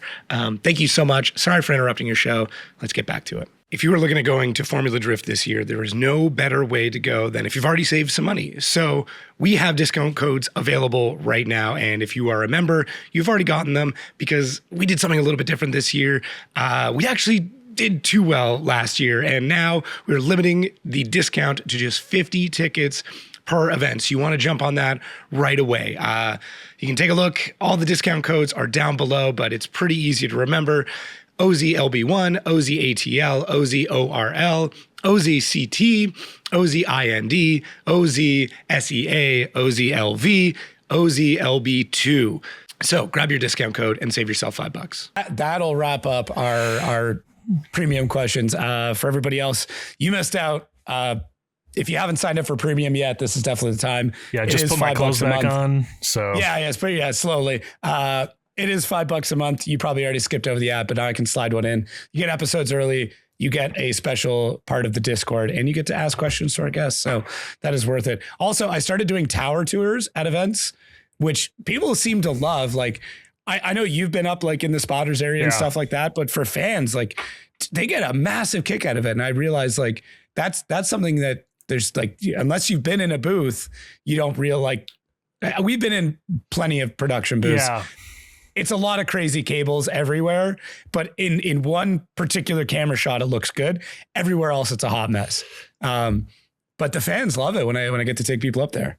Oh, that's pretty cool. And it is funny because I think most people, maybe they're used to like NASCAR level sets and stuff like that, but it's like, yeah, you think it's like this comfy thought out thing. And it's like, no, it is not. It's barely a folding chair with a backdrop. Like, It's funny, as I was going to ask you about this earlier on, but we got off topic on it, but like how sketchy are some of the booths in real life? Cause like from the front end, they look phenomenal. I've seen a few, not as many of you as you have, but like often on the back side of it, it's just like plywood with a whole bunch of screws because they've taken it apart. It's gotten wet in transport, or some, hand has dropped it. Like how sketchy are they behind the scenes? I will say the reason why we're still in business is because we don't do sketchy, but I will give insight is that it's pretty bad. I mean, there's some companies, I'll flame because I don't even know if they're a company anymore. There's a production company called West River. It's most business that we took back in the day. And it was like, yeah, they would build, conventional truss sets, with They were barely leveled. They wouldn't use their cable to tie down their roof. And I've been at a couple MLB shows where like gust of wind will come through and the entire roof has come off the set. There's also like something to be said for, I think most people don't know, and I think it's pretty funny. It's like stagehands are a different breed of people. I would consider, you know, and you got to think like they're with like kitchen people. Like it's just same vibe, different industry. Yeah. And there's a lot of respect, right? But it's like, if you knew some of the people that you're putting like your life in their hands, like, because we build some like multi-tiered massive sets. It is pretty funny sometimes when you meet the people that are behind some of the stuff. And if everyone in concert or festival goers, you ever meet some of the people who are the riggers that are building like these, you know, 100-foot tall self-climbing roofs on these massive stages? I think you would also question your safety and sanity on some of this stuff. But that's entertainment. It's for show. Wrap your head around it's for show. Like, I was a scenic designer. The amount of studios where it's like, if you can hide stuff with black gaff, black duve, and chrome, like mirror is like, you know, mirrors everything. Like it's, I think it would blow people's mind to like take a walk around a studio for sure. Yeah. Something I think a lot of people don't realize, and is probably one of the biggest flexes I've ever seen in the drifting internet, is you moving an Emmy that you won. I think it was for Super Bowl, if I'm not mistaken, for set design. You moved a Super Bowl Emmy to then put an FD trophy up. That's wild. What did you do? Explain further. Yeah, we know the drifting part. That part's easy, but the Emmy part. Yeah. First of all, one thing that was funny is I think because that was in a story that I did, right? I think like 2,000 people saw the story, and I would wonder how many people actually knew what the trophy was. I figured people like you and stuff would get it and be like, wait, what the? Well, it sent me down a deep dive, and then like learned, obviously, like, your background is to put it bluntly, cover the kids' ears, fucking insane. So like, thank you. But anyways, it's wild, dude. And we did it was for CBS Super Bowl. We did a 40 by like 30 self climbing roof, like basically. Because viewpoints inside stadiums are like really tricky. It's like a whole thing, like, because every single person pays so much for the seat, but they also want to broadcast really elegantly. So we designed this truss/hydraulic set that we built in like one of the, for all intents and purposes, like one of the concourse levels in San Francisco, in that stadium for Super Bowl 50, and basically the entire set, this massive roof, fully scenic, could fully climb itself up and down hydraulically. It was the first time that we used that tech or that combination of tools to like do that, on top of basically a full like scenic set design, its own kind of thing that wrapped around the whole thing, brand new desk, all this stuff. And that was my project for like a couple of months. And I didn't know, I mean, I've designed countless studios and a bunch of stuff. For whatever reason, this one was up for an award because it was functional on top of looked really sweet, and we built it in a period of time. And there is something that like, and that earned the entire team got an Emmy. You actually, fun fact, when you buy an Emmy, you actually have to buy the trophy. It's $600. No. But we did like the whole team for their respective lane. So if you were just a part of the project, you were basically like a technical, it was like a technical something, and you had eligible for it. Luckily we got to be a part of the main part of the design for it. So that was really cool. So that was fun. It's funny too, is the set actually didn't work until we because San Francisco's a union house and stadium's union, and we couldn't do what we needed to do in their time. We put too much scenic on the roof or on the ceiling. Like once we hung all the lighting and everything, they hung way too many movers than what we thought. So when we went to go raise the setup hydraulically, it wouldn't move. So we all left, and we came back at midnight and rebuilt the entire roof with different size hydraulic cylinders and everything. Still to this day, not that it matters, but no one at the stadium knew. We just like kind of like snuck in with two forklifts in the middle of a rainstorm and rebuilt the entire roof so it could support the weight. And then they showed up in the next morning and they're like, something looks different. And they're like, nope. and then everything worked sweet. So if anything, I would say that the Emmy contributed to our, not the design of the set, but the redesign of the set on gotcha. site. So that's funny. I didn't know that part. I mean, obviously that's back there somewhere. It's right there. Yeah. What a flex. Love it though. But you guys have done stuff for like ABC, obviously this, you talked about UFC, like your projects have been seen by literally tens, if not hundreds of millions of people. Yeah, it's pretty cool. They're well, it's tough. Not in any it's sort your of day to day. I get it. I get it. It's also been my day to day since I've been like 14. Like, not that I was designing at 14, but it's like I've never had a job outside of TV ever. I never had like a cut the grass or work at a restaurant or anything like that. It was like when I was 14 years old, I was explaining to the principal at school that I needed to go to a NFC championship game to like be sidelines and build a set. And my principal was like, yeah, sure, bud, whatever, like whatever. And that was the reality. So that's kind of all I've known. But yeah, we did in that lull when I was building the car and not competing. I actually lived in New York City for most of that time, from like 19 to like 22. And living in New York, I basically was like the sole designer for Seth Easter, who was the art director for ABC News. So him and I would wake up on a daily basis, and he would kind of be like, I want to redesign this studio. So we did kind of conjoined between Seth and myself. We did every single Good Morning America studio, all the election studios for back to back. And then we also did, we built some pretty cool stuff in Military Island, which for those who don't know, it's the giant like undrivable island in Times Square. We built like a 120 foot tall LED tower and a glass box broadcast studio. And we did basically that was my entire life for like 3 to 4 years, was basically like New York City, subways, homeless people, crackheads, and designing sets. Damn.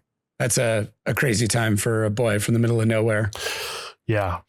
It's been an adventure for sure. I am glad that I was able to knock out a lot of that stuff, not knock out, but like experience a lot of that stuff early, you know? Yeah. I'm definitely thankful for all the opportunity, and it's pretty cool. And it taught me a lot. I think all of that definitely, of course, is shaped to the person who I am now, but it makes me appreciate, of course, all corners of things when it comes to everything. I mean, I think I've told you, I was like, yeah, production, I know what goes into it. I appreciate you, you know, it's like, it's that circle of things, you know? Yeah. I do have to ask, with all of that and all of your bragging that I've induced, so it's not really bragging, it's just explaining, why is it you don't have some absolutely insane pit space? Like, it's not bad, but like you literally have every resource, every design, like you probably have old sets laying around. Why isn't there like something insane? Is it just because like, you know, a mechanic's car is never finished, a dentist's teeth are always dirty? Like, that's the last thing you want to do, is more work when you're not supposed to be working. You know what? That is a really good question. I actually completely respect the question. And it's like, you're right. And I think it does fall into that category of like, it's become such a day-to-day for me of designing, because now I do more brand activations for like higher end people and stuff like that. I don't know why I've never like applied that to like my day-to-day space. I think also it too is like, I know what it costs to even like build to some degree. Yeah. I also have had a pretty good rotation of, actually, I mean, it could be positive or negative, but I've actually had a lot of sponsors throughout the entire year where I did have intention of getting a new tent top and kind of doing that and doing, you know, merch activations and kind of doing all this. I've had a lot of sponsors fall through, like beginning mid-season. And I think it kind of put me probably in this negative mindset of like, I see a bunch of people with branded tents and branded stuff and do all that. I was always nervous to like commit and print and spend money on this stuff and then something not to follow through. So, but I will say, I take fault to myself of like, we do have a pretty lax pit space. I will say my marketing agency has terrible marketing. Our website's it's definitely out of date. Our social media is non-existent. So like, I completely get it, because it's like my main focus is all of our clients. And I would feel bad if I was a client and they saw our post going up with a lot of creativity and theirs looks lackluster. So like, that's the way I go to bed at night. But I don't know. I figured you'd have something kind of cool whipped up. Maybe for pro. Yeah, I think I do. We're working on even a few things for Connecticut. We're gonna have a whole different like kind of setup package. I am working with hard tuned, so we're gonna have a ton of proper merch and stuff. But nice. Yeah, I do think it goes to the same. Like I ran a print shop for a couple of years, like called Blank Canvas, and there was times that I didn't have merch. And it's like I literally run my own print shop. I could screen print, I could DTG, I could make literally anything. I can embroider. I actually just made this hat before this podcast, so I had a little bit of a clean setup. Really? Yeah.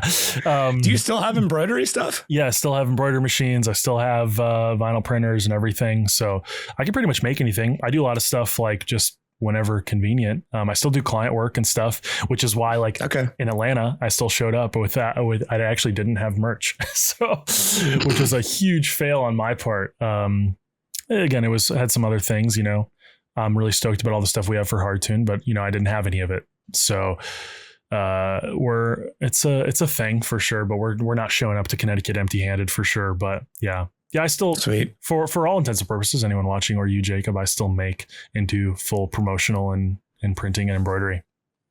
All right. I might have to hit you up. We've been chatting a lot about hats. So I'm like trying to, because in Orlando, I made my like grand live stream debut unintentionally not wearing this hat because it was so damn hot that I was like, I can't wear it in the booth. There's no AC up there. The AC we had was directly above one of the food stalls with the deep fryer. So the deep fryer smoke came up and then went into our AC and into the booth.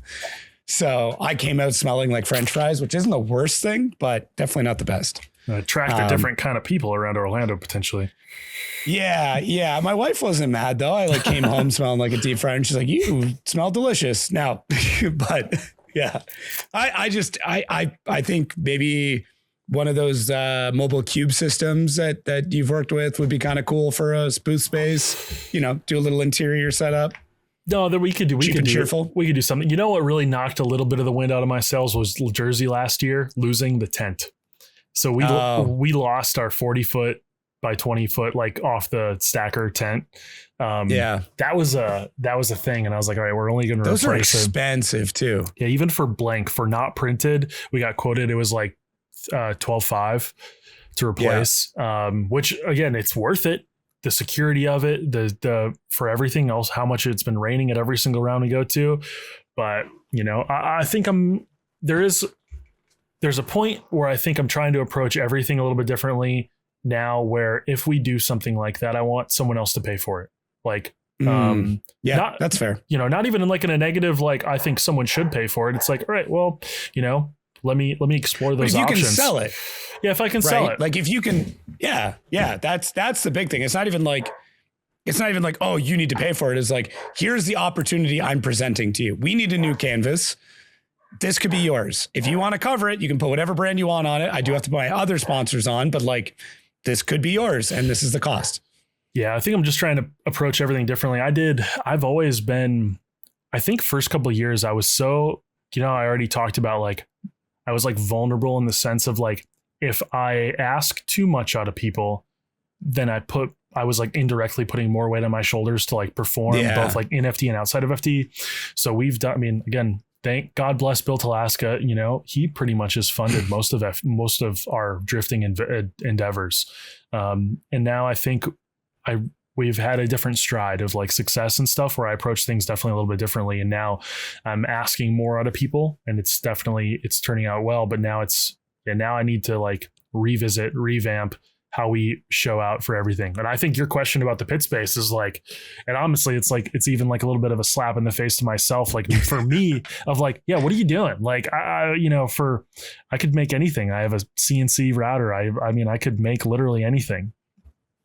Is there, there's gotta be some cheap and cheerful hacks, that you've learned over the years. You're I know how to make a space quickly, efficiently, inexpensively, that's still going to blow doors. My stepmom did convention sets for a living for years, build and design. And it was crazy the shit she would make. And she's yeah, this is this is from the Dollar General and this is from here. And like, we ran out of this thing. So like, you know I can daisy chain 8 of these power strips together because this brand will do it. Like it opened my eyes to like the lipstick on a pig kind of thing. Cause like same thing. Most of those convention sets they're together, but they're built for like 1 weekend or 1 week. And that's it. It's funny because I actually offer that in one of my deliverable packages for multiple of my sponsors has been, I designed their SEMA booth.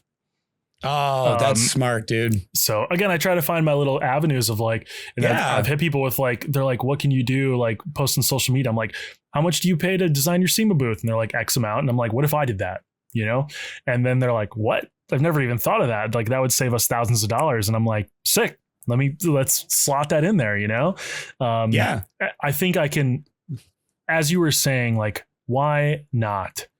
This wasn't meant to be an intervention. It was just like, it totally is. The more I learned about you, I'm like, you should have something like an old NBC set that you could just roll in and we have like a fake desk and you do interviews. I'll tell you my biggest enemy, and I'm sure it's your biggest enemy, and it's just time. Yeah, dude, 100%. It's just honestly, that's the trickiest thing, man. It's just time. Yeah. It's because right now I'm trying to build Talaska Creative to a self-sustainable point with the help of people around me, which that's going sweet. But I also work like a 60, 70 hour a week day job doing TV production on top of, we do the FD stuff. And I'm so grateful to even live this life more than I literally can't say that enough, but it definitely is like, I do run into those days almost on a daily basis where like, fuck, there's not enough time in the day. Like there actually is not enough time in the day. You probably know just as well as me, the most valuable thing we have to sacrifice is sleep. And I'll sacrifice sleep every single time that I can, but you eventually run into a wall.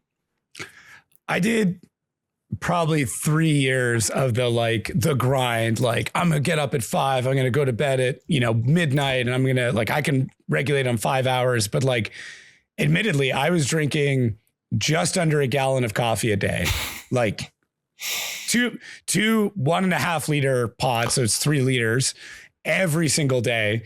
I was only sleeping 5 hours. Did I get a shitload done? Yeah. I built and scaled an agency very quickly. I ended up selling off my part of it. Like it was a crazy time. I don't remember any of it. I know it happened. I have the receipts and the emails and the bags under my eyes to prove it. But I'm like, damn, was that worth it? And now I'm like, I've said no to a lot of projects and a lot of big things because I'm like, I just don't want that.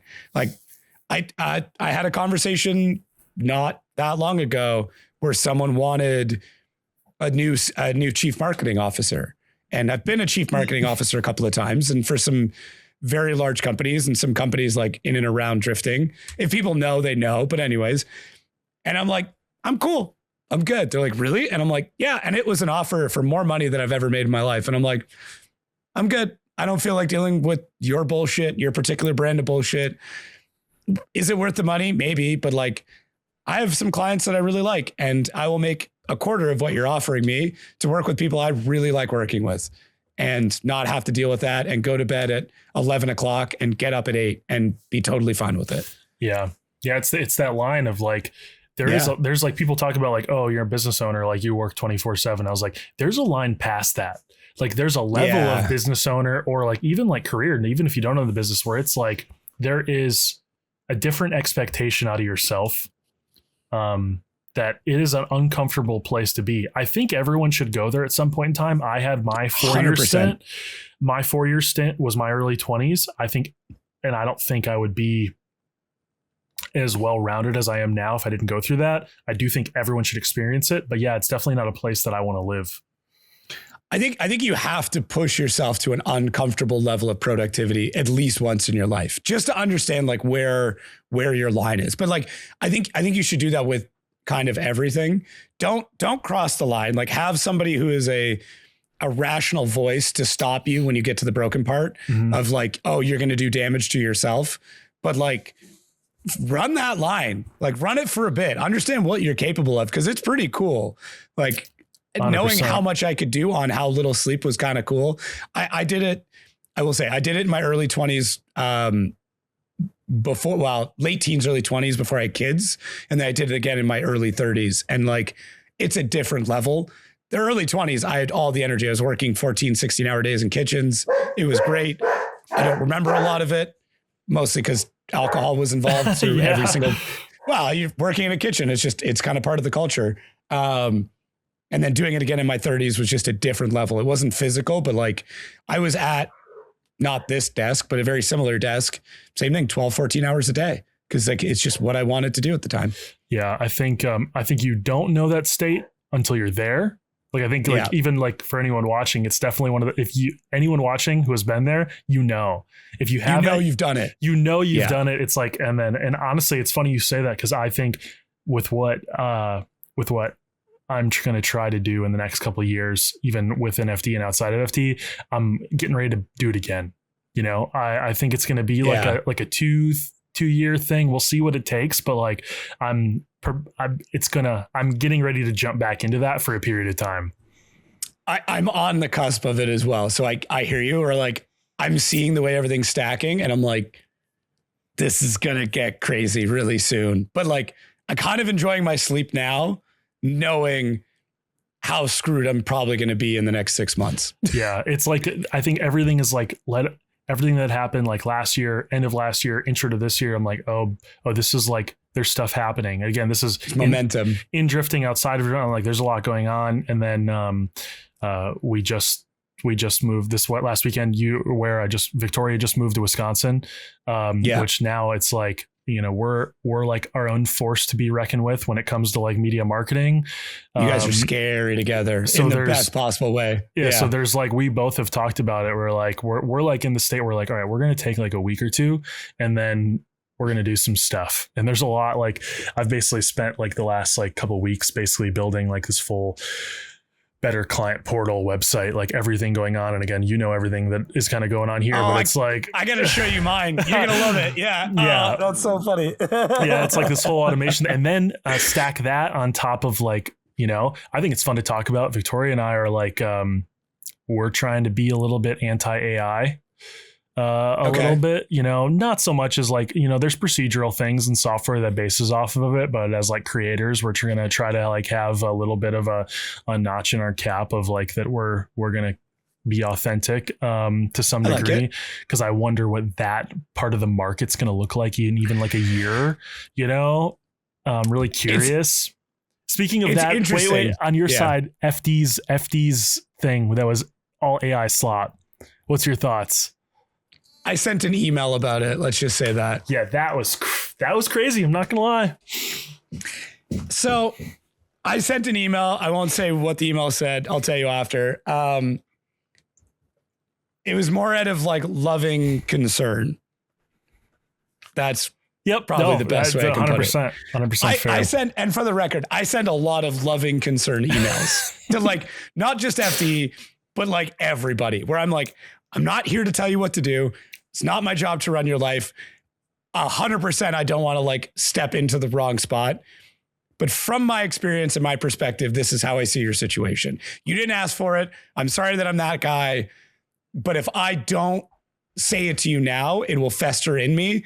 And at some point it will just explode. And I just need to say it. So, and I do it. I mean, that was me saying, why isn't your setup better? Because if I didn't say it to you, I probably would have said it on air, and that's not the time and place to do it. Yeah. So, so here's my whole take on AI, which is, feed it to me, give it to me. I'm ready. No. I think you'll appreciate it in a lot of ways. And I'm hoping the audience does, but they probably won't, but that's okay. I literally left a comment on YouTube about it this morning. And then I had a phone call with a good friend of mine today that was like an hour, and we talked about this whole thing. So there has always been progression. And the examples that I set were, look at Photoshop, right? Photoshop is ubiquitous in what you and I and what Victoria and what everybody in the media world does. Every YouTube thumbnail is probably made in Photoshop. Maybe not now, but most of them were up until 2 years ago, let's say, right? When Photoshop came out, people lost their minds because they're like, this isn't photography. We don't know what's going to be real. You can make anything. You can do any of this stuff. But it gave people a tool to create something that they've never been able to create before. It's something that has lived in their brain that then they were then able to reproduce in a different medium. It didn't kill photography. If anything, it made film photography is in a massive resurgence right now.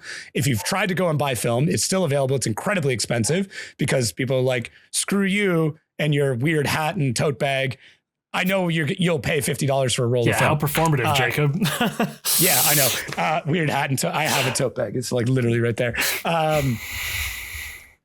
But like it didn't kill that. It made that genre stronger, but it also opened up a massive opportunity to everything else. And the same argument we're making about AI now is the same argument we made about computers when they came out, is the same argument that we made about cars when they came out. Like, well, horses, like we have horses. We don't need this. Horses are fine. It's the same argument that we made when refrigerators came and ice harvesters didn't have jobs.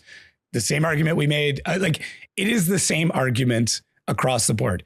Do I think the tool is being misused? 100%.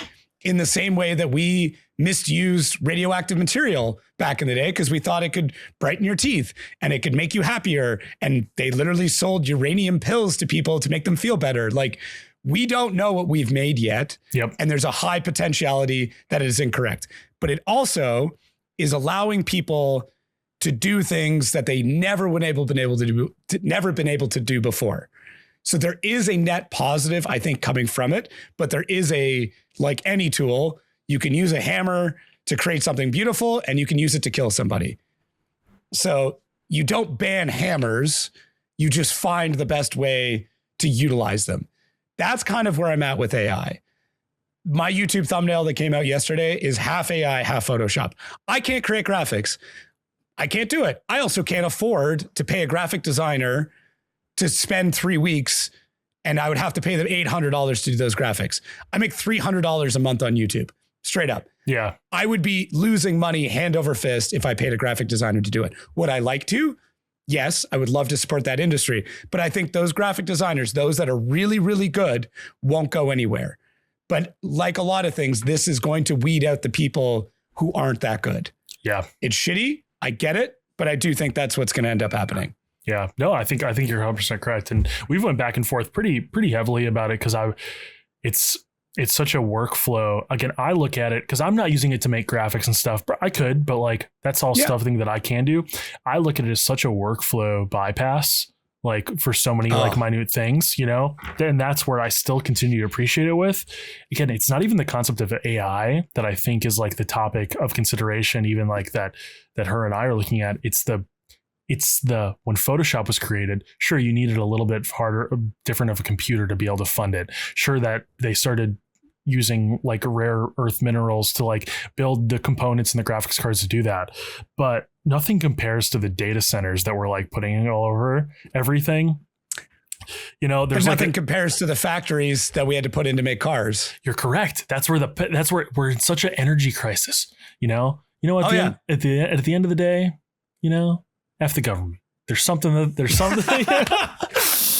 something out there. Yeah. You know what? It's one of those things where you're like, I don't believe like all the Danner says going in to support AI. I think it's all got stuff to do. And I have no shame talking about this. It's like, it's this whole push of like, it's just stuff that we don't know about that's supporting like, internet surveillance and all this and like crypto mining and this whole other world that's like masked by like, oh, this is how we advance our country kind of thing. I think that's it's either security or convenience. You can't have both. You can't have both. Right? And that's what you have to decide, because you can have all the security in the world, right? Any of us could do it. You will not have the convenience of modern life. Or you can go the complete opposite and have every convenience in the world, but you own nothing, you're protected by nothing, and you are constantly being watched. Those are your choices. And the hard part for you and I working in marketing is that the more convenience people have, the easier our job gets as marketers. Mm-hmm. That's the hardest part that I fight with, where I'm like morally, the one that killed me was when Affirm came out. Affirm came out and provide instant financing to people who should not have financing. Yep. And then I was working for a very, very large company at the time, just post-COVID, tons of money flowing around. And I had a phone call with my Affirm rep, and he told me that 40% of the people that sign up for a firm miss their first payment. Wow. And I had a moral breakdown where I went, oh my God, I'm selling these very expensive products to people who truly can't afford them, and I'm ruining their life. Yeah. It's a and crazy I'm like, that's my fault because I'm the one selling it. And I have an immense, I have metrics that tell me how good I am at ruining people's lives. Jesus. It is right. Yeah, no, you're not. Then that thing, I think it's more, I don't even know if it's like a moral thing. There's like this, I had this in the sense of sales and tactics and approaching people, because I've worked for a couple companies in even in the marketing world. What I saw, and the only reason I think that people like you and me are becoming more and more valuable as time goes, whether we use AI to make content or not, is the basis of that. I watched companies who were paying agencies too much to make marketing. When AI became a thing, even at the level of like just Canva or something like that, it empowered people without the tools, which I respect more than anything, of people learning to create their own marketing. But you can only create what you know, right? Yes. There's a limitation. So what happened is people went from paying $8,000 to $10,000 a month for these marketing packages to like build their brand off of, these established companies. And they really try to look at like, what are we getting for this? Why are we paying this? Why are we paying this person? Whatever. So then we empowered these people, whether it was younger or older generation, to like create everything themselves. And that lasted a really short period of time. It's still kind of going on, but it's tapering. People are like, wait, I can't do this, or I'm failing miserably. Then it's like, okay, well, now we want to go hire someone again, but we don't want to go back to the firms that got really comfortable being like, oh, here is 4 posts a month for 10 grand and 1 marketing blast. Like, so then here's where people like you and I pop in. We're like, all right, well, let me be way more realistic. We find a middle ground, find our way into that. And now that's where I think our power is. And just based off of a couple like communication that we had, is like the only reason we're, or an additional reason I'm like, oh yeah, we don't use AI to make everything, is because basically a lot of these people that we're talking to did. And they're like, it didn't work. They're like, we want someone who makes everything again or films everything again. And it's like, it's such a crazy dynamic. It's like, I had a meeting today with a client we onboarded a month ago. So it's their first month with us, and they came from a fairly large agency. I quoted them. I blind quoted them. I had no idea what the other agency quoted them. And the guy came back to me and goes, you just quoted me half of what I've been paying. And at first I'm kind of like, oh, I screwed up. I probably should have quoted them higher. But then I'm like, no, I'm very comfortable with how I quoted him, because I know what the expectation is, how much he's been paying, everything else. And he's like, okay, well, like, how many people do you have working for you? I'm like, 2. He's like, that's it? And I'm like, here's our client load. Here's our workload. You're going to get on a meeting with a month from now with the same 3 people you were on our onboarding call with. And we're going to produce better results than that large agency where you rotated through reps every single month. And we're going to have more fun on that one meeting than you had an entire year spending twice as much. And we did. We laughed. We joked. We still went through all the KPIs. I gave him all the stuff. I told him, hey, our first month is going to be rough because I have to turn off everything that they built because it's terrible. So we're going to crash your ads account pretty quick. So we can either rip off the Band-Aid fast or slow, your call. And he said fast. So I said, cool, your first month's going to suck with us, but then we're going to rebuild it and you're going to feel great. And it was. I mean, we dropped like 10%, which based on the size of the company, it's not major. Yeah. But he's like, yeah, you're right. Like you called this. I'm like, yeah, because you're my 80th client I've worked with in the last 10 years. From the old agency was much bigger. But I'm like, yeah, this is how it works. And I'm not going to blow smoke up your ass. I'm going to tell you exactly what's going to happen. And our goal is to increase your sales. Nothing else. Don't worry about any other number I tell you. If your month over month and your year over year numbers don't go up, I'm not doing my job. That's all there is. Don't worry about impressions. Don't worry about likes or shares or reach or any other metric that just sounds great. If that number doesn't go up, I'm not doing my job right. Yep. That's all there is to it. And you can fire me at any point in time. My contract it's not a 1-year contract. It is, here's how much you pay us based on how much money you spend on your ads. That's it. Nice. Yeah. Yeah. No, anyways, it's good. Good circle of talk. I love marketing. I really do. As much as the moral dilemmas get to me from time to time, I realize if I'm not selling to people, someone else is. And at least I try to be morally positive about I only work with brands that I actually truly believe in that support. Right now, everybody we work with, minus one client, supports the drifting community. Yeah, that's a really cool space to live in, where like you have the capability of picking and choosing, making that decision, not just to like, oh, someone wants to work with me, done, sign, So it puts you in a really good position. I don't know if that's ever your plan, but like when you get to that point of being able to truly choose your clients, oh my God. Like I used to do like Wix website builds for years because I just needed money. And I'm so happy I never have to do that again. It's I made those mistakes when I ran the print shop, that I sold out of, probably some, similar situation to sound like you did, as I got a big contract and then just said, peace out, like sold the contract basically. But it was a similar deal where it was like, all right, I played the game where I said yes to everything. I played that game where I said yes to things outside of like my capability. And I'm out here trying to physically make, something that I didn't even think that I could make. Even though sure, it was cool and I have lots of cool stuff to show for it, I'm like, I've learned a lot about the business, the stress, the deliverable side of things of saying no can make you more money. That your time is more valuable, like all kinds of sides of things. But it's interesting. It takes time though. It's exciting. Yeah. It's exciting creating everything. And one thing that's crazy, you've probably seen it too. Depending on what you search up, you're probably aware of like Base 44 and all these AI app building sites and all this stuff. Is you remember how there was like, so many people made money off of selling classes or like selling like guidance things.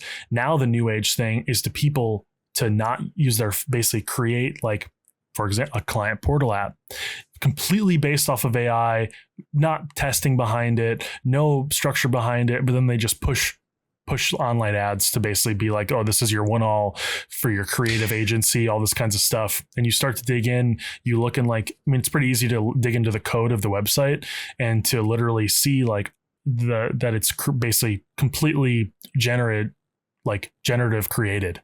There's almost no like back end coding to it. So it's like, as a consumer of literally anything, everyone should be, that's the crazy thing about AI, right? It's like this crazy balance of like, holy crap. Like just in the last like 48 hours, I've probably seen advertisements for like 12 different companies that have no following, no anything, selling services, selling brands that could fold tomorrow because there's no structure behind it. It's just fake.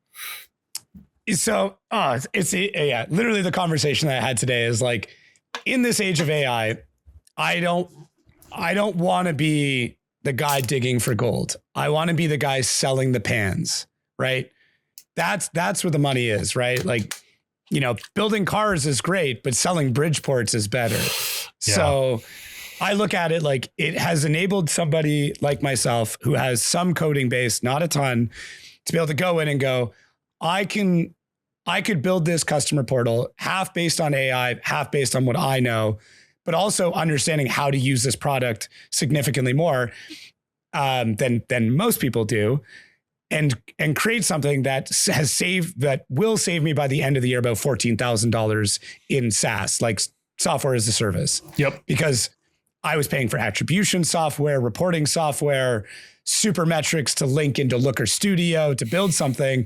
I know how all of it operates. I know how the APIs operate. I just need to go, okay, well, how do I link this in and how do I make this? One weekend, I literally replaced something I paid $1,300 a month for. Yeah. Well, and that's, I will say to stand on like the ground of where I sit is that I think that falls under like the green light mark in my mind. Right. It's the thing. But if I were to go and sell that same thing to a bunch of people, I think that's kind of shitty. Yeah. The conversation that I have had the last couple like weeks has basically been like, at what point does again, like you said, I don't know graphics, so I'm going to use it to make thumbnails. Again, that's where I'm like, sweet. This is where it projects and supports like people who are trying to do a lot with a little. The part where I was like, I can make a YouTube thumbnail in my sleep, and I'm like physically, and I'm like, I'm going to make the choice to not generate this. I'm just going to make it. But for the stuff I don't know how to do, I want to learn. You know, that's like the whole other side. What will end up happening though is so many of these YouTube thumbnails that look like AI, we're already trained on it. We already know what it looks like. You're going to create something by hand that will immediately stand out because it's not AI, and it will probably do better than the AI one will. In the same way that, like, you know, vinyl may not sound as good as digital, but people will pick it because it is different, because it is a reminder of the way things were. Yeah. Like, as weird as it sounds that Photoshop is like vinyl is now, that's kind of where we're at. Maybe more like CD as opposed to vinyl, but yeah. But no, I totally get your perspective of it. It's just like, again, I love video and creation so much. Like when I see a video and I see some crazy shot, I'm like, how did they shoot that? And then they'll follow it up with like a YouTube video or a reel, basically like the breakdown of the shoot. And it's like seeing that they physically like did all this without even like using any sort of animation. That gets me fired. That gets me fired up. And I do know that there is a con to like all of this. There is a con to like, there's certain things that might cost me more money. They might take me more time, but it's like, I don't want to lose everything that I've ever done. Set design, graphic design, website design has been self-taught. I've never went to college, never went to school. I'm YouTube University. I think most people in the space, you know, and I'm like, I don't even my stubbornness. I don't want to lose that. Like, even if it like puts me at risk for maybe not doing a good enough job or something like that, I'm like so adamant. But I will say, like, the client portal, all that stuff is like, like there's certain tools that it's like so powerful that it's like ridiculous. I think the one thing that kind of like scares me, and I don't know how the real it is, but you know, I think there's like 1 billion ChatGPT prompts a day or something like that. And, probably. And they roughly say like, every prompt or two is like a bottle of drinking water. So I've heard back and forth on this, but I've heard that the initial fact check. So you know, that's just so I've seen both sides on this one about like the water resource and what happens with it. My understanding, I could be wrong.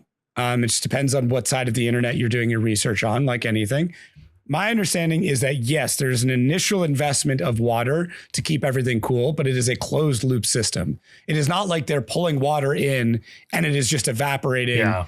And even if it was, it's evaporating into the sky to then rain back down, which creates a whole other set of problems. I agree with. We're now weather manipulating, and that you and I do not have the 6 hours we need to go through that. No, but I do have some thoughts on that one. I agree. I know what totally different podcast, although you probably just like you just made a whole bunch of fans. My understanding is it's a closed loop system with a minimal amount of loss, in the same way that like cooling in your car is, right? Still an efficient cooling system, but your car is not constantly, I mean, some of your cars are dumping water and pulling more in. So yeah. No, it's funny. That's my understanding. I apologize to everyone watching, thinking they were watching a podcast about drifting. No, this is the best part. All the comments I get are people like, cool, it's good we talked about drifting, but holy shit, you guys went so many other places. So don't worry about that. No, it's cool. Yeah, it's so fun. I actually can't wait to compare. As soon as I finish my portal, that's going to be through the website and everything. Yeah, I'm going to send you everything, because I definitely want to. I want to compare, because it's kind of fun. Whatever marketing stuff, like startup or agency stuff, like you can ask any of my friends in the industry. It is not a walled garden. I want you to succeed. I want everybody to succeed. I hope there is a day where you and I are battling over a client, and then I get to sit there and just shake your hand and be like, you know what? You did a better job. Have fun with them. Like I do. I really do. If I wanted to get rich, it's not by running a marketing agency. I'll tell you that. No, it's not. It is one of the toughest jobs I've ever had. No, it's definitely tricky. It's maybe shooting weddings or something. You can get rich doing that. I never did weddings. I did like so many other video production things, but never weddings. Yeah, what an interesting space. I forgot you're a camera guy too. Yeah, I was just looking. I have the most camera stuff for how much I use my camera stuff is not a lot. What brands do you normally run?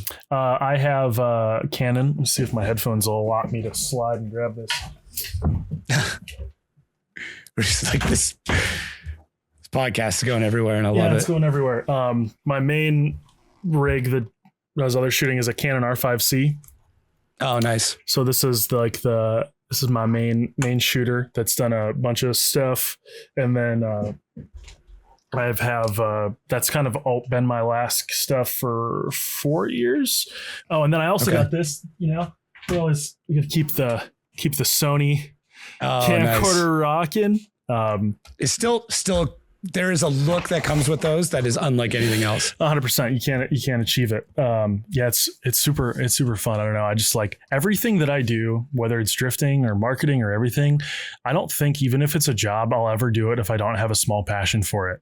Like I would literally I'd rather pour concrete or poured asphalt to like pay the bills than like do something that I really don't like have zero interest in. Like if it was just about making money, like if it was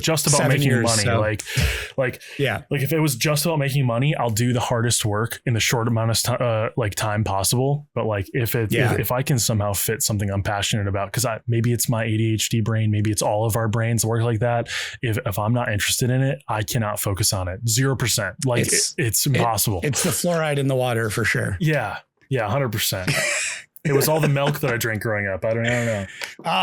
I will say, I feel like I can taste the hormones in the milk in America. Like next time you're in Canada, estrogen, you mean? Dude, next time you're in Canada, go drink a glass of milk. Like go get like some 3.25 homogenized milk. Like go get the thick stuff and drink it and tell me it doesn't taste different. That's wild.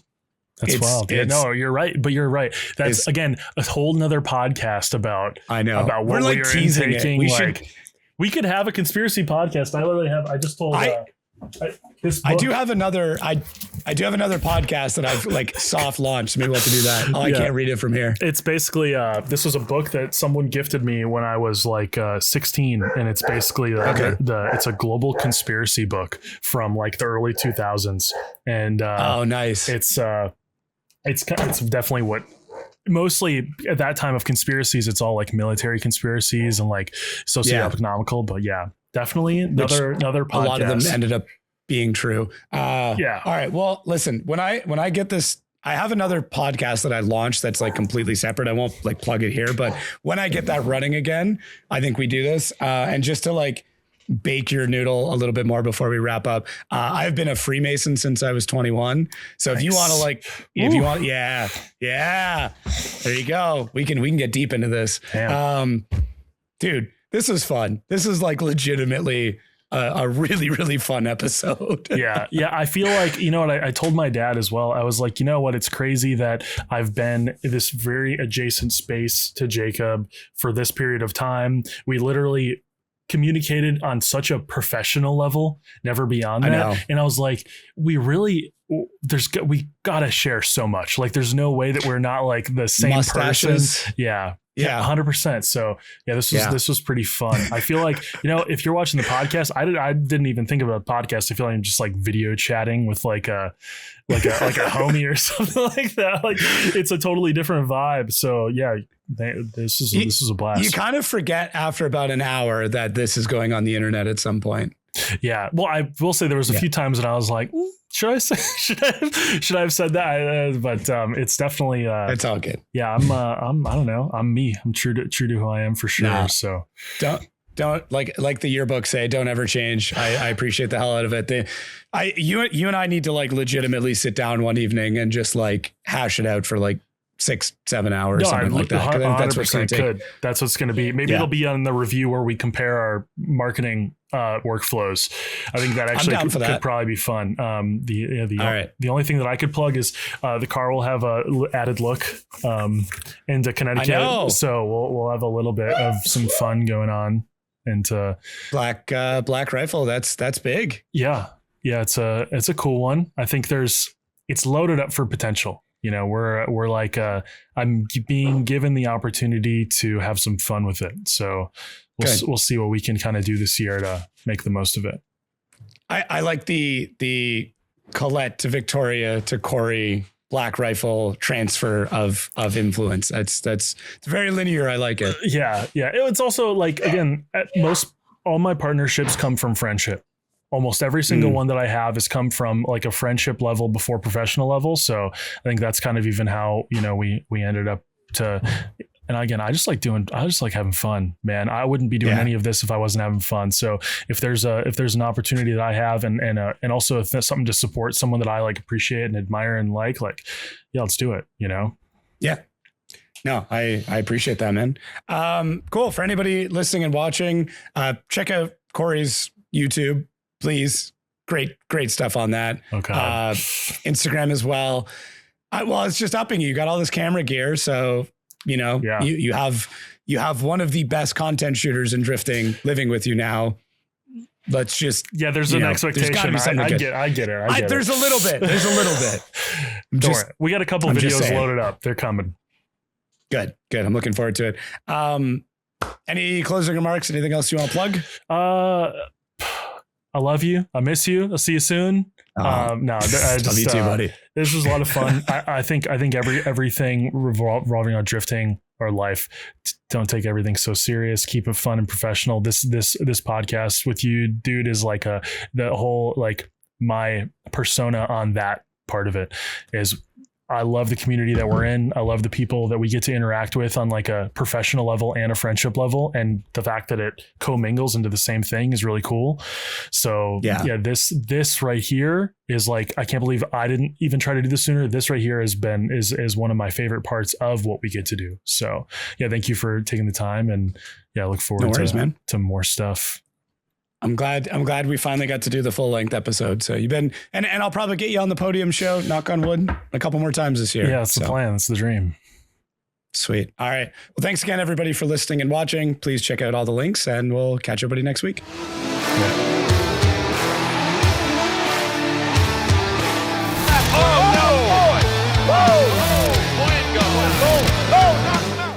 We ripped the rear of a G37's crash structure right off the car. Just ripped it right off. All 8 bolts still there, but the crash structure just ripped right off. We probably should have brought this up much earlier, Jacob. I don't know what time you need to like jump off, but I got lots of time. Like, how could a large sponsor drop a lot of money into the sport when nobody knows how they won or how they didn't win? But nobody wants to hear what other people actually think about them. You're not going to hungry hippo anyone in the chase with a loose car. So it's the superior chassis. You know, if I could put words in your mouth. I'm good friends with Matt, so I can basically just talk about him. These fans are nuts. They're sellout every time, 5,000 minimum. The problem with raw talent is there are still scenarios that you haven't seen yet, and when they happen, you don't know what to do.